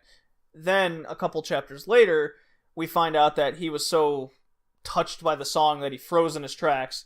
The song ends, dogs sicked, and then she goes, "Well, song's over," and he's getting ripped apart by robot dogs. Yeah, that is 90s. That is 90s. It's 90s as fuck. The song and getting. So then Zapan gets surgery. He becomes basically the Superbed from Elderly Person's Ed. He doesn't get a surgery. He basically falls a cliff, just like Makaku. And then we meet Destinova. Ido go to Destinova place, to get some satisfactions. And he discovers that Destinova found this very highly damaged brain. And then, Destinova turns on the brain and asks the brain, "What do you want?" And the brain starts saying, "I want..." Using nanotechnology! "I want revenge. Damn right. I want revenge. I want revenge. I want revenge." Then they go see the Berserk body because Destinova bought the Berserk body. It's something important to say. Alita wasn't fighting the death run with the Berserk body. She was using another body, and in the meantime, the guys on Hook Road sold the body for Destinova. So Ido goes to Destinova place to get the body back. And then when they're there, Destinova breaks the Berserk seal of the body. And then the body start fusing. Destinova turns the limiter off that kept the Berserker body from going berserk. Yeah, and then it's not fusing. Basically becoming Superbed from Elderly Person's Ed. Exactly. It's not fusing with everything and fuses with Zapan body. And then Zapan becomes this destruction machine that kills Ido, actually. And then, Oh yeah, that part. Bear in mind, I absolutely love that scene when Alita goes looking for him. Destinova's just like, "You're a little late. Look in that box. There's your boy Ido." Yeah, that she looks good. into it, and she, not a moment's hesitation, throws a sword through the dude's head, and and then he just looks back. Man, that kind of hurt, but it's not going to do anything. I have nanotechnology in me. Nanotechnology can't kill. Yeah. Fucking reconstruction, motherfucker. So immediately we know, from here on out, if anything's with nanotechnology, it's going to come back to life. Nanotechnology fixes anything. Yeah. Nanotechnology fixes all, man. And makes you immortal. Future of medical techniques. Yeah, so yeah, okay. At the end of Volume 6, we have the confrontation between Zapan, Berserk body, and Alita. And what Alita does is she has a little medication she got with Destinova to kill the nano robots. Because of course. And she put on bullets in a revolver. But there's a twist to it. Although you can have a cybernetic body that can kill everyone, having a gun is actually illegal. Because? Well, I don't know. Because guns are dangerous, I guess. And all, the Berserk body. Yeah, you can have laser cannons and rocket hammers, but you can't have a gun. Projectile. A gun. Weapon No, at a gun. all. Yeah, a gun. That probably can do anything about the armor plate of the cybernetic bodies. But okay, so she kills Zapan by shooting him with the medication. And she's like, yeah. It's like anti-nanotechnology thing. Yeah, nanorobot killing virus. Yes.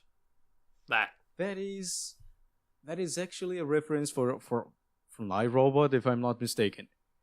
Don't call me that on that. You guys know what I'm talking about, right? At the end of the movie, when they get the thing to kill the robot, it's actually okay, anyway. So basically, she's cast to be killed actually because she violated law about porting and shooting guns. Yeah. And that's the end of Volume 5. Volume 6 starts with her in a room, and we. Hello. Hey. Hi. I'd like to mention something before we move on. Okay. One thing I'd like to note as well is this is one thing that I actually did like. Do you keep going? Yeah, keep going. I need you. Yeah, go on, Tori. One thing that I think is important before she fights Sapan in his berserker body, is this kind of moment, because obviously once Sapan becomes ginormous and fucking destroys everything and kills anyone he wants and nobody can stand up to him anymore.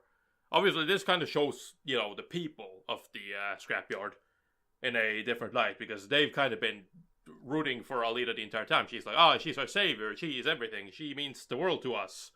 And then she, the moment the tides are turned and Sapan becomes the most powerful, they're basically all going to her and say, you owe it to us to die for us. Oh, Even yeah. though she's been fighting for them the entire time, they're basically, you have to die for us. Like, in order to save us, you need to die. So go and get yourself killed.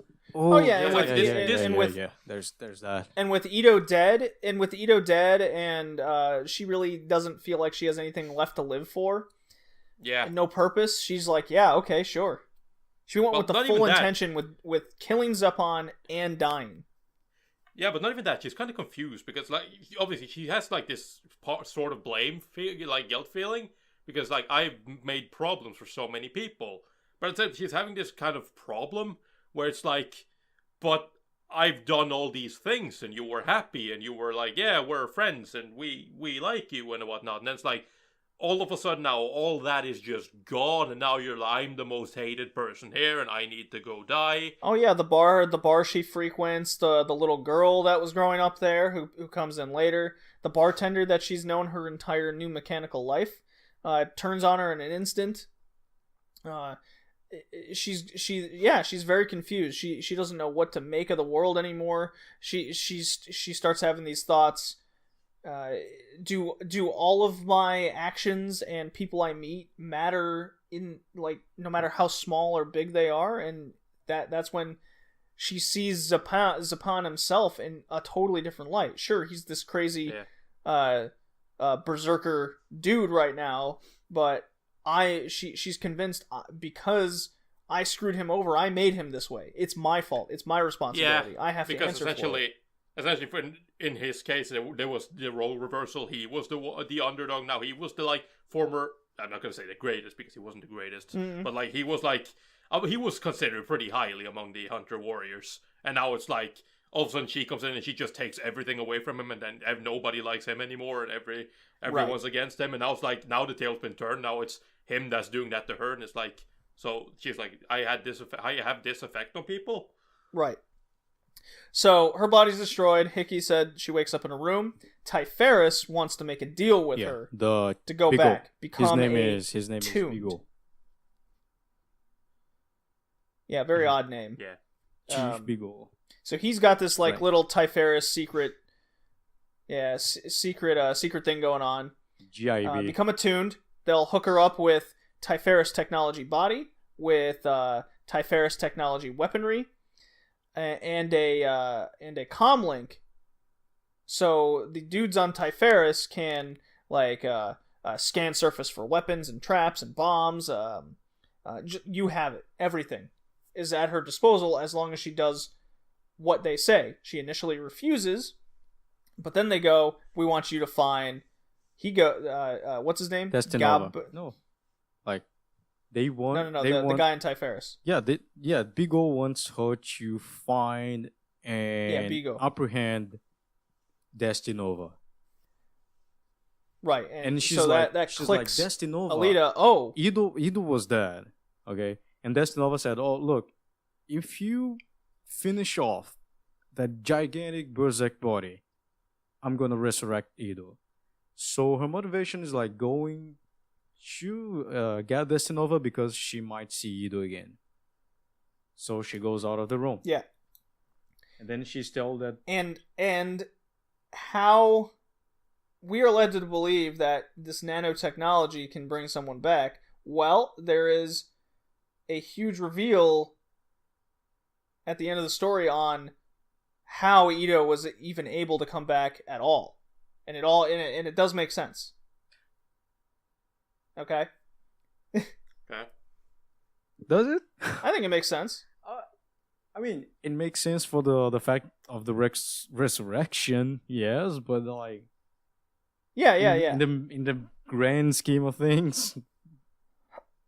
I don't know. So then it cuts to Alita now being an agent of Typharis. She's known as the Angel of Death. She does missionary work. This is where she somehow we find out that there's this group Barjack led by this crazy robot centaur named Den leads a group to rob trains or the cargo run by Vector. So we have a couple dudes hired by Vector, or they volunteer to be to work for Vector to protect this train of cargo. This is where we meet Figure 4. Figure 4, which is one of my favorite wrestling moves, as his name. I have his He name in is a stereotypical Japanese, 80s. Let's see if I can. I like his English name. It's fucking Figure 4, man. It is Figure 4. Figure 4. I like Figure 4. Yeah. So He put the Figure 4 on Alita, you know what I'm saying? So, spoiler there. JD, I can see a Alita window, and Figure 4 become a thing. right behind you. You can open and jump out, please. Well, there's plenty of snow out there to cushion my landing. So, Alita's on the train too. Barjack guys attack. Her Figure 4 and this other dude run into Barjack guys. This one's really quick. It's the smallest volume, actually. They have a fight. Yeah. That's volume 6. Or volume It's very 7. simple. Volume 7's the Okay. smallest. So, yeah. That's volume 7's where we... Okay, Volume so 6 is a cluster. to finish up, they fight. Volume 6 is a cluster. They fight, yeah. So they fight. They're stranded in the desert. Rain of Fishfall saves Figure 4 and Alita. They obviously became a thing. Figure goes back, and Alita goes back out on her journey looking for Destinova. She's in a truck. She runs into a camp. Koyomi's there, the girl from the bar, because now 5 years have passed. The dog's with her. The dog of the old man's with her. And they run off. They continue their journey together. Her and Koyomi. They fall. They're driving. They fall into a sinkhole, and this is where they meet the mole people, led by a dude named Chaos. Yeah, I think it is important to notice that on Tifa's side, we have a new operator for Alita, called Lu. Yeah, the most pointless character. The most pointless characters. No, she was fun. Have a gun as well. No. Because he... For some reason. Oh yeah, she had a gun. That didn't make sense. No, because on volume... That's true. Doesn't make sense why he did the coward girl has a gun. on volume 7, A2 appears because Alita is not only called Angel of Death, she's also called Model A1 from Yeah. Chief Beagle calls her Yeah, A1 and you don't know why. because she's the first tuned one. Android model. Yeah, the first tuned one. So they basically cloned her and made A2, which was a better robot. And they fight. They have a bloody fight. And what happens is Really cool. Alita's getting Alita gets the fucked. shit Alita's kicked getting out of her. fucked. And Lou pulls out a gun and says, "Stop A2 right now. I'm gonna shoot you in the head." Yeah. And she shoots the equipment, A2 stops, and Alita wins. But the fact is, she doesn't have the support of Tifaris anymore. So she lost an eye, she lost a leg, like half of a leg. She lost an arm, and she has to go get Destinova and fight on that condition without parts. Yes. But this is after the whole This is after events Pulse? of her finding Is that the the. Yeah, but this is after the what the fuck was the name of that radio? guy? Chaos. Chaos. Chaos. Chaos. Okay, yeah, it's after that. It's after okay. With a K.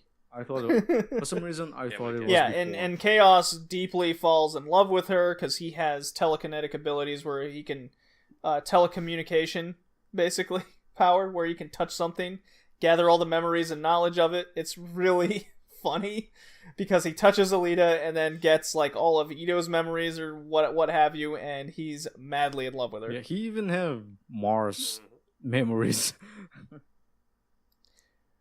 Yeah, you learn so little Mars memories comes back. You learn that Alita's actually called Yoko. That's her actual name. And so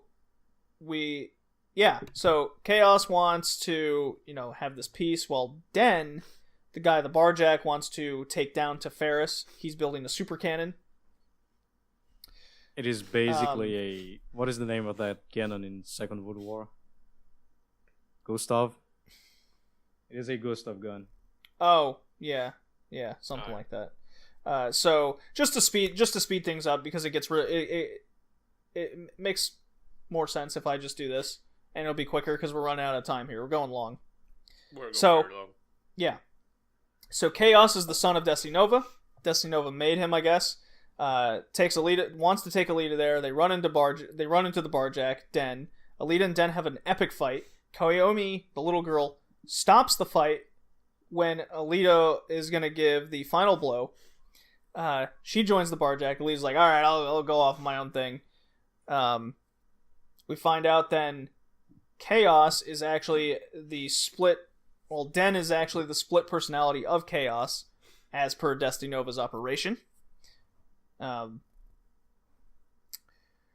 So Chaos is trying to he has this like existential crisis. He goes off as Alita, then goes off to try and finish off the Barjack and Den because Alita again makes another thing. Oh, if I stop this cannon from going off, or if I go get Destinova, she can be free. So she's off doing her own thing. We see Ido again. Chaos, we do see. Well, we're not there Yeah, yet. Chaos sorry. goes into where Destinova is, which is called the Granite Inn, which is just this like amusement park and underground thing inside granite bedrock. Yeah, it's a madman. Geology guy. I was happy with that. I thought it was like kind of cool. It's a madman. It's very. Destinova amusement becomes this James Bond villain, which I fell in love with. So Chaos goes there. He gets captured and goes through some torture stuff. Alita goes to the battlefield, sees the Barjack firing the cannon. It fails inevitably. Another Alita clone android comes, wrecks everything, just utterly destroyed. Everyone dies. Den from Barjack goes, well, fuck this. I got nothing else. Everyone disperse. I'm going to the scrapyard to just like take down Teferis that way. Koyomi, you coming with me? Sure. There's her. Yeah. Right. And he goes berserk. So Fails spectacularly. Clone gets taken down again by Alita. Then she goes to the Granite Inn, and now we're finally in Volume 9. So, this is where everything happens. Volume 9 is incredibly thick. They had a lot to go through. We still know nothing about Alita's past. She is going through tons of self-discovery and existential crises of her own.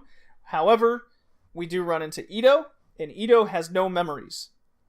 Yeah. And this whole build-up to Alita meeting Ito again is just simply he doesn't have any memories. He left a last message saying, "I discovered the secret of Teferis. I can't handle it anymore. Goodbye, Alita. Goodbye, memories." Devastated, she goes out. She confronts... I'm going through this really quick, but it's actually much simpler this way. Yeah, don't worry about it. Mm-hmm. She confronts Destinova and kicks the shit out of him. After she's caught in the Ouroboros thing where she has to battle her inner demons. Yep. Simply put. The Ouroboros. Oh my... Escapes that, beats the shit out of Destinova, and we find out the secret of Teferis, which is actually pretty cool. Turns out all Teferians have their brains replaced with microchips. Yeah, and which like, now makes sense why Ito kind of went crazy and how Bigo he was well. able to be resurrected. All he needs is that chip intact. Yeah, like Bigo as well. Bigo, and then the other doctor also goes crazy at the end. Bigo basically what happens is Destinova says, "Well, I got casted out because I learned the secret of Teferis." And he goes, "Do you wanna see?" He gets a fucking saw and cuts the upper part of his the head top off. half of his head off. And it's like, it's only a microchip. The Chief Bigo goes crazy, gets something that looks like a saw as well, goes in the bathroom, cuts off the top of the head, looks inside of it, there's no brain. He goes out, like, missing the top of his head, going, "Where's my brain? Can I have it back?" And then, like, a robot appears and kills everyone in the room. Of course, Lou is not there anymore, so Lou is not killed because she betrayed Teferis and is in another place. Yeah, the Teferis robots and everything are like, you befriended you're clearly insane because you made friends with a surface dweller. Yeah, well, this is where it kind of becomes this thing that you always need to have in one of those things, because there's always been like, is Alita human or is she a robot? Because, you know, she's a brain in a robot body. And I was like, what are these? These are chips, microchips in a human body. Are they human? Yeah, like, I felt that was kind of... Destinova, it was kind of says, unnecessary. Yeah, Destinova says, like, you're... It was really just trying to make you go, what's human? Yeah. Destinova ×2. says that. Destinova says, "Oh, you are a human brain in a robot body. I'm a robot brain inside of a human body. So we're not that different." I was like, yeah, I think there's a major difference. Like, there's a major difference between you two, you know. Especially because you are psycho, but I guess that is the point of Destinova. Well, okay, so as far as I gathered, when a Typharian reaches the age of 19, I believe it was 19, they actually have their brains removed and replaced with a chip. Yep. Yeah.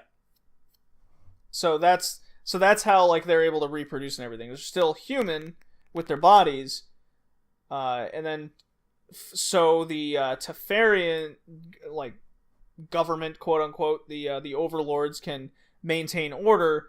They put limiters on the chip to, like, question, you know, so people don't question society at all and those kind of things. So, you know, it was I thought it was kind of cool. I have a question, though. Okay. I think it was unnecessary. Remember this thing that they kept talking about, which was, there is which Ito was mentioned many times. There was especially prevalent with Hugo, who tried to get into Teferis with paying 10 million chips, which is like, you can't pay your way into Teferis. Well, when we finally get to Teferis, we have a bunch of people that have been accepted into Teferis somehow. That part made no sense. There what was a I wall gather, over the age of 19, as far as I got. Yeah, that was that part made no sense to me at all. You're absolutely right, Tori. This Yeah. is why it's not the best manga Like- ever. But it like, is, I mean, again, it's my Not favorite. even close. Like the microchip makes sense, but like I think it's more. I think it's easier to put a microchip on the brain instead of removing the brain, Then remove the brain copying and everything replace in a it. microchip, and put it and replacing it. You know. Well, they did say it was like generations of eugenics, and that was like the Yeah, I guess, but like the final decision. I'm sure if like there were more volumes, they could have like gone into putting what I imagine the thought was, if they just put a chip on the brain, then if the chip ever malfunctions, then it would just be the brain again, and they would question society. so and if those you have a things. It was just, malfunction like, a on your foolproof- if you have a malfunction on your chip, you Yeah. either become Ido that questions society and go to the junkyard, or you die. You go to the suicide booth that the place has and kill yourself. Yeah, you were allowed to suicide kill machine. yourself. It was cool. there was Yeah. a suicide booth like in Futurama. Futurama, yes. Just in case. So, Alita and Destiny Nova have this kind of fun little chasing the Bond villain moment, and the most bizarre thing, at least I thought, in the manga was when Chaos, who was previously captured, becomes one with the machine. Using his telekinetic powers, Like there's a movie, and that was how. it's a very shitty movie from the 80s. I think you might know, JD. Like that they are talking about the internet and VR, and like at the end they become like those. War games. I think it is. They become Yeah, like it those was VR war games. those VR polygon things and fuse together, and I was like, I remember that movie. So like, Chaos becomes one with the machine and electronics, and like shit happens that makes no sense, but sure, shit, whatever. Alita loses her body yet again in like some crazy explosion because she thinks she killed Chaos, or I'm sorry, Okay. Destiny Nova. Destiny Nova. But Destiny Nova like actually put his like a backup brain chip inside his stomach or some shit. Yep. So And then he blows Alita to fucking bits, her brain and everything included. but not really. yeah, so He Destiny destroys her Nova completely. was allowed But to not go back to really. Typharis because he's super smart. Brings Alita back and gets her a new super body and Reconstructs her. reconstructs her brain to operate at like 180% or something. So Yeah. there's your I'm gonna make it better than 100% thing. We always go Yeah. back to and that. then we have also one of my favorite 80s and 90s tropes, that is breaking the sound barrier. Going back 4. And it's like she's going at speed of light. All of a sudden she can right. she melts the ground when she's running and stuff like that. I really love that thing. She runs through machine guns like butter. It's bizarre. So Destiny Nova, Alita, Destiny Nova's like, oh, you can do whatever you want because he just wants essentially chaos to ensue. Like that's his overall goal. That's all he gives a shit about. He just wants to experiment and cause nonsense. So he's like, Alita, you can do whatever you want. So Alita's like, I'm gonna, her goal is to try and then make Typharis and the surface communicate with each other. So in order to do that, they end up at the like central command, which turns out to be an AI, and we find out what happened to Earth. We go through Orbos again, and we find out Alita's past, which is she just used to be a soldier, a cyborg soldier in space when a space war happened. With Gundams and shit. We find out that Typharis is just kind of part of this space elevator program to get supplies for terraforming outside of Earth. And the AI is like, I got pissed off with the AI of Typharis was like, I got pissed off with sending all these people to die that they just cut off supplies. Typharis was cut off from the space elevator and everything. So Alita's like, accept what happened, and the AI then has an existential crisis and wants to bring everything. My greatest love is to destroy. Basically, you can only love what you're willing to destroy. So This is Desirai shit. Typharis and the space elevators crumbling, coming down. The only way to save it is Destinova's convenient super nanotechnology for Alita to fuse back together the space elevator. Turning into a giant tree. And she becomes Yggdrasil, the Norwegian tree of life from mythology. And saves everyone. Cut to 10 years later. I mean, a guy fused.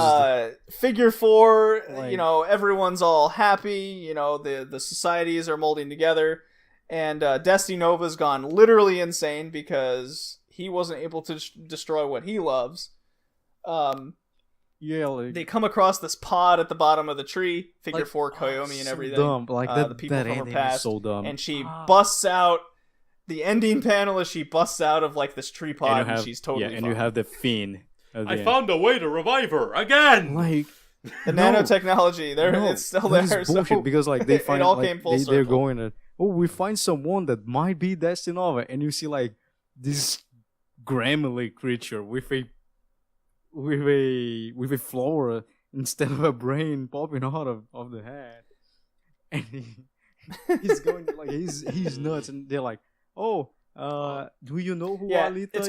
It's kind of a ridiculous ending, Alita, but I liked he it goes nonetheless. into the rabbit hole of Alice in the Wonderland.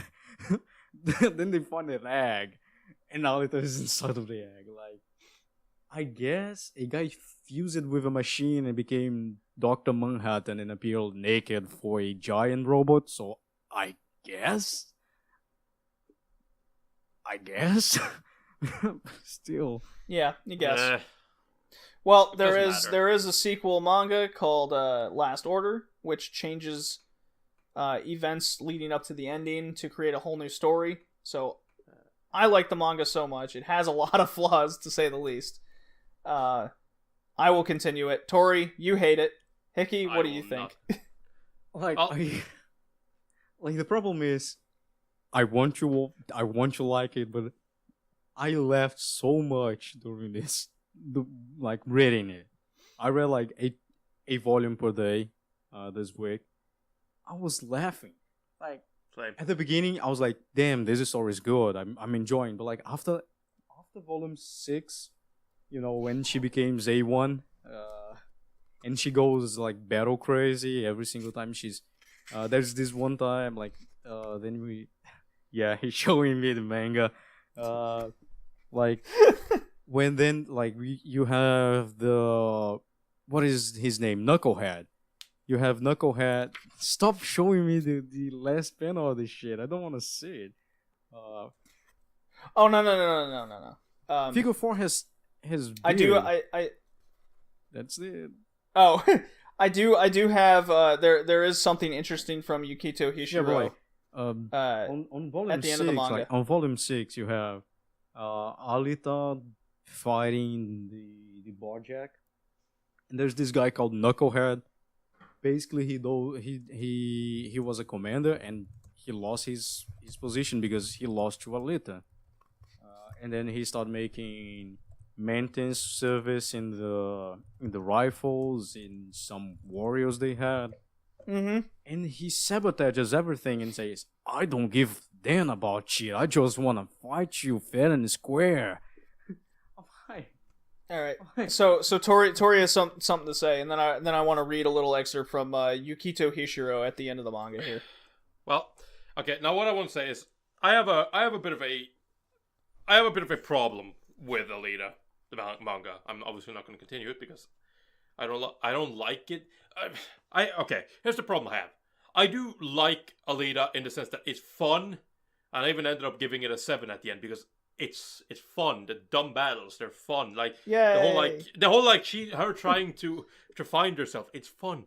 But the more I think about it, the more logically speaking, the more frustrated I get. And it's I hate that. That's why it was the weirdest thing when I ended up enjoying it at the end and giving it a 7, because like the first 5 volumes, I was ripping my hair out. I was so annoyed. So I'm glad you mentioned it was that. So quite the contrary. I really like the first 4 volumes. The volume number 5 is goofy, but not so much. And then 6 to 9 is... I don't even know how to describe what I saw. Like, especially with Chaos, Dan, the fuck happened with Destiny? So there's a reason, there is a good reason why both of you think that way. So this last excerpt by Hishiro, Alita had its roots in a long storyboard I did called Rainmaker. Alita, the character, showed up as an extra in the final version. The editor took a liking to her. They wanted to make a story. So his original story was there was no Typharis or Scrapyard. Alita was grown up to begin with, and she didn't have her trademark pillow lips. So this is where it starts going. The end makes sense because he already had a separate story built on a tuned agent, an operator from a sky city using a gun, and a climax the same as Ouroboros, under the same title, Gun Dreams. Okay? So he had this battle ending made already, which is why the ending seemed rushed, with holes, but still made sense. Then he goes into... the manga was born when it saw the first light of day. I had created the first 3 chapters, or 3 volumes, in my head. The idea for Panzerkunst was originally made like Kamui's Lightning Drop. It should be easier for the reader to understand the concept of Alita, but it was hard for me to come up with the technical terms so no one would be left behind, so I left out a lot of the hidden backstories on purpose to just show the reader what Alita was going through right then and there, and to not question the past or the future.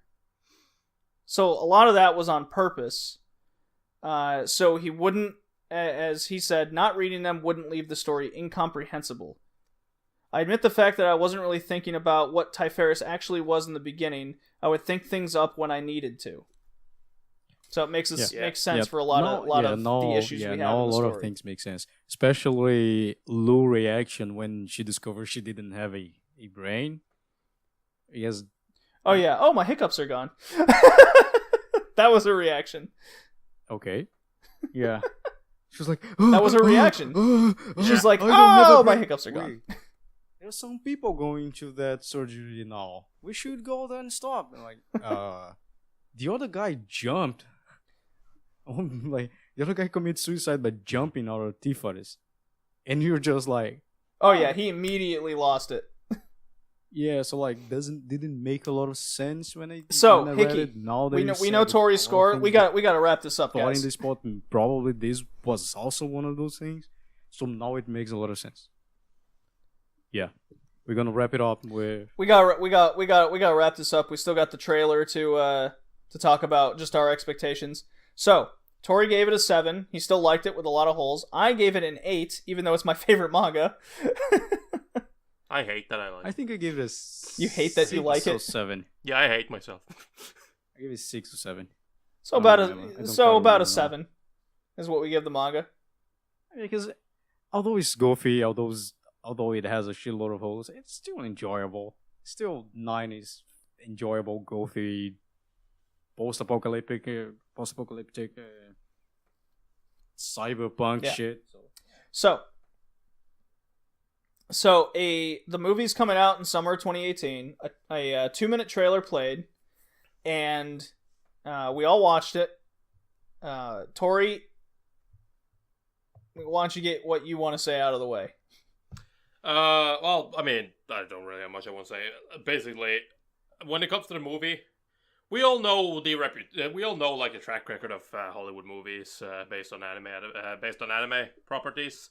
They tend to be less than ideal, let's put it that way. And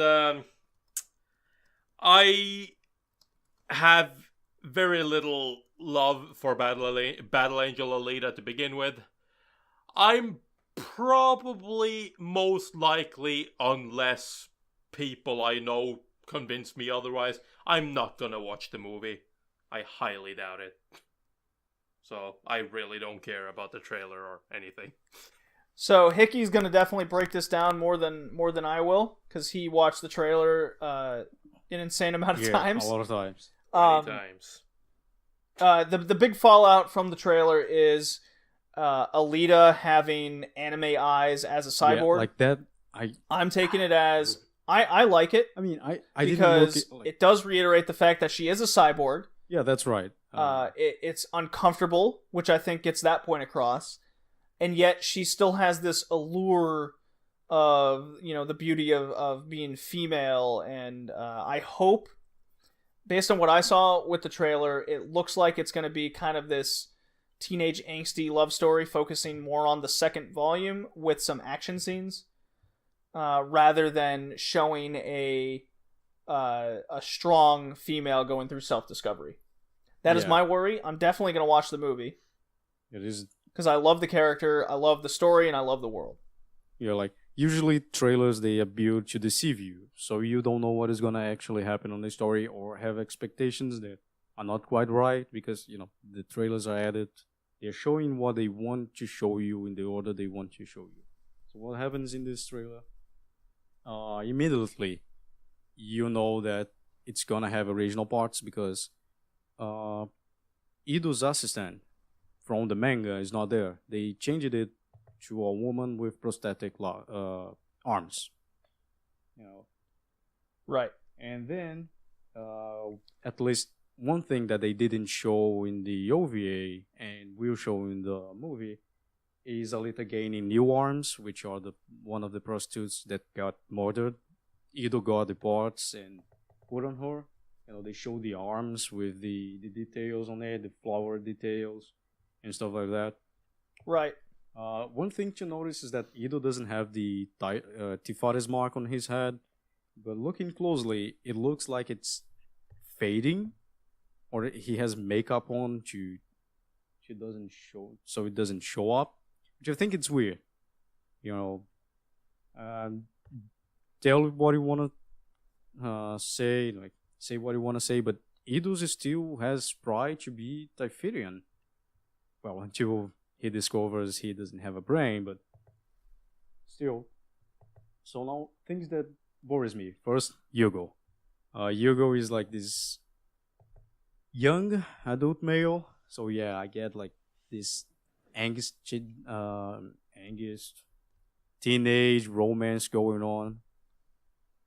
I don't really think this is appropriate to Battle Angel Alita, especially Yugo is a kid in the manga. Alita was a kid in the manga. So because this is clearly, I think, being made for an American audience, instead of having a love story involving elementary, middle school kids, because that's kind of the age that they were in the manga and OVA, they aged them up so it'd be more appropriate. Yeah, I guess so, but still, it's not something I really like. We see Zapan, that is a given. Then that we see the female doctor from the OVA. That is probably her, because there's this Tiferian doctor, female woman, on the junkyard, and we don't have that in the manga. So it's probably the character from the OVA that was used to kill Destinova role in the OVAs. So they might do that again in the movies, and that worries me. Which is where a lot of you and I's worry comes from. Yeah. And because then they're immediately killing the story. They're trying to immediately kill the story. Yeah, and something that actually tells me they're gonna do that is we have the scene in the factory when it's raining, right before Yugo almost dying, decapitated, and then they could for something that looks as ultimate Makaku fighting Alita, but Alita doesn't have the Berserk body.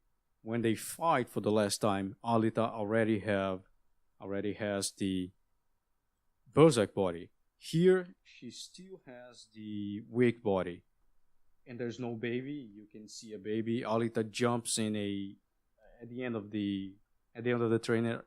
Alita will jump out of inside of a hole that is probably going to the spheres where she fights Macaco. So they probably gonna use this first villain. It's gonna be OVA based. You know, that kind of worries me a little bit. But like, it looks like they're gonna use the OVAs and put important manga parts in the movie, like the prostitute assassin at the beginning when she discover Ido is that hunter warrior. The Right. parts. I think Hugo's story probably will be more faithful to the manga, but still, maybe Vector will be killed at the end. You know, that is my problem after watching.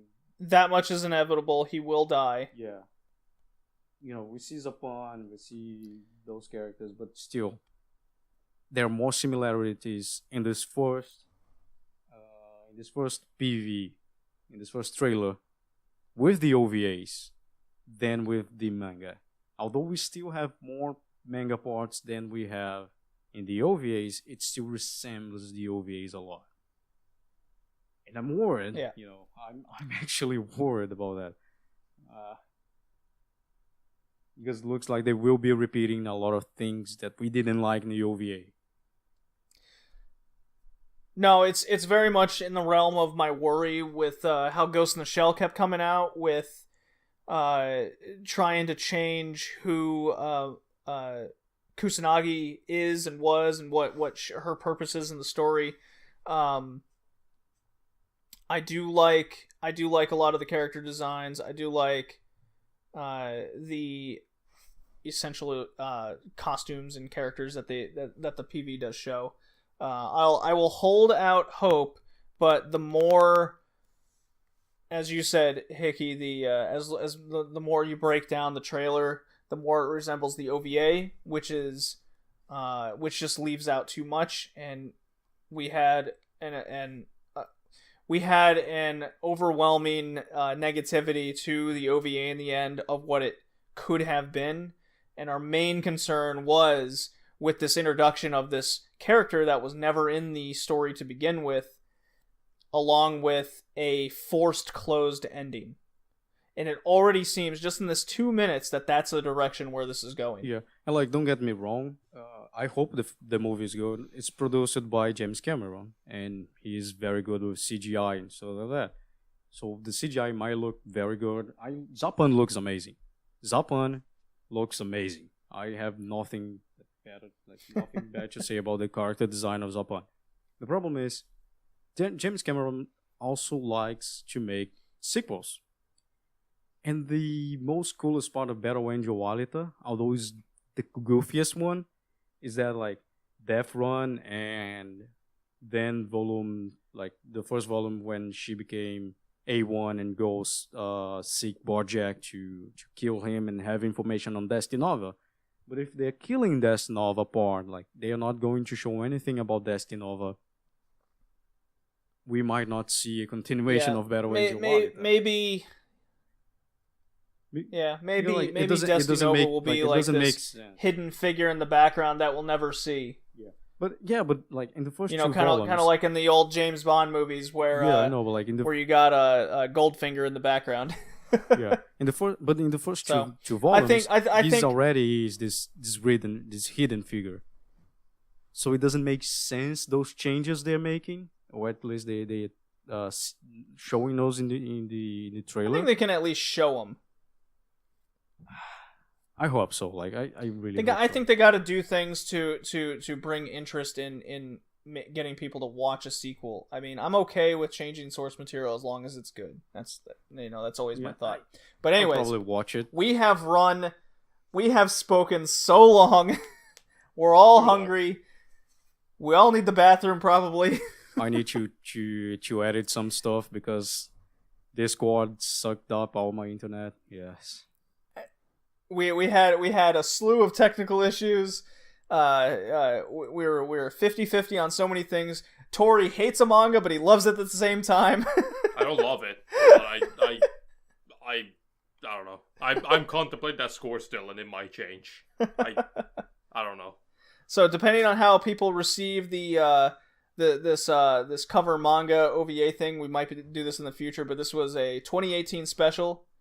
We haven't figured out what the next episode is going to be, but we are going to do a 2017 Anime of the Year cast, where hopefully we can have a special guest on. That I have confirmation on a particular group of guys. You might be able to guess. I won't confirm anything yet because things still might fall through the cracks. What? You've already said it. No, I said a future podcast episode, not that specific one. Aha! Remember the question about being spoiled never know what as might a happen. kid and, regretting that? I guess it's coming back. I know. Okay. All this is coming back. Again, if you want to reach all of us, my Twitter page is now 100% Redleaf Retrocast. You can find the podcast at iTunes, Google Play, Stitcher Radio, if the bugs ever get worked out of that stupid site. Overcast, and a number of other things. You can find the podcast in its full on every episode easily on the YouTube page, Moosenspiel, in the description below. You can find Tori at Tori Extra on Twitter. Hickey doesn't have a Twitter, but you can contact him on the Discord channel, and my which you can contact through you can get access through either me or Senpai, who will be returning in a future episode after his burnout. Yeah. And we will hopefully be back again in 2 weeks. And hopefully I won't have technical issues this time. That's no right. one will. Go check out the Super Anime Super Show. I mentioned them in the middle of the podcast. They're a fun time. We hope to talk to them and continue our Twitter war in the future. This has been the Red Leaf Retrocast Worldwide Weebs, episode 15.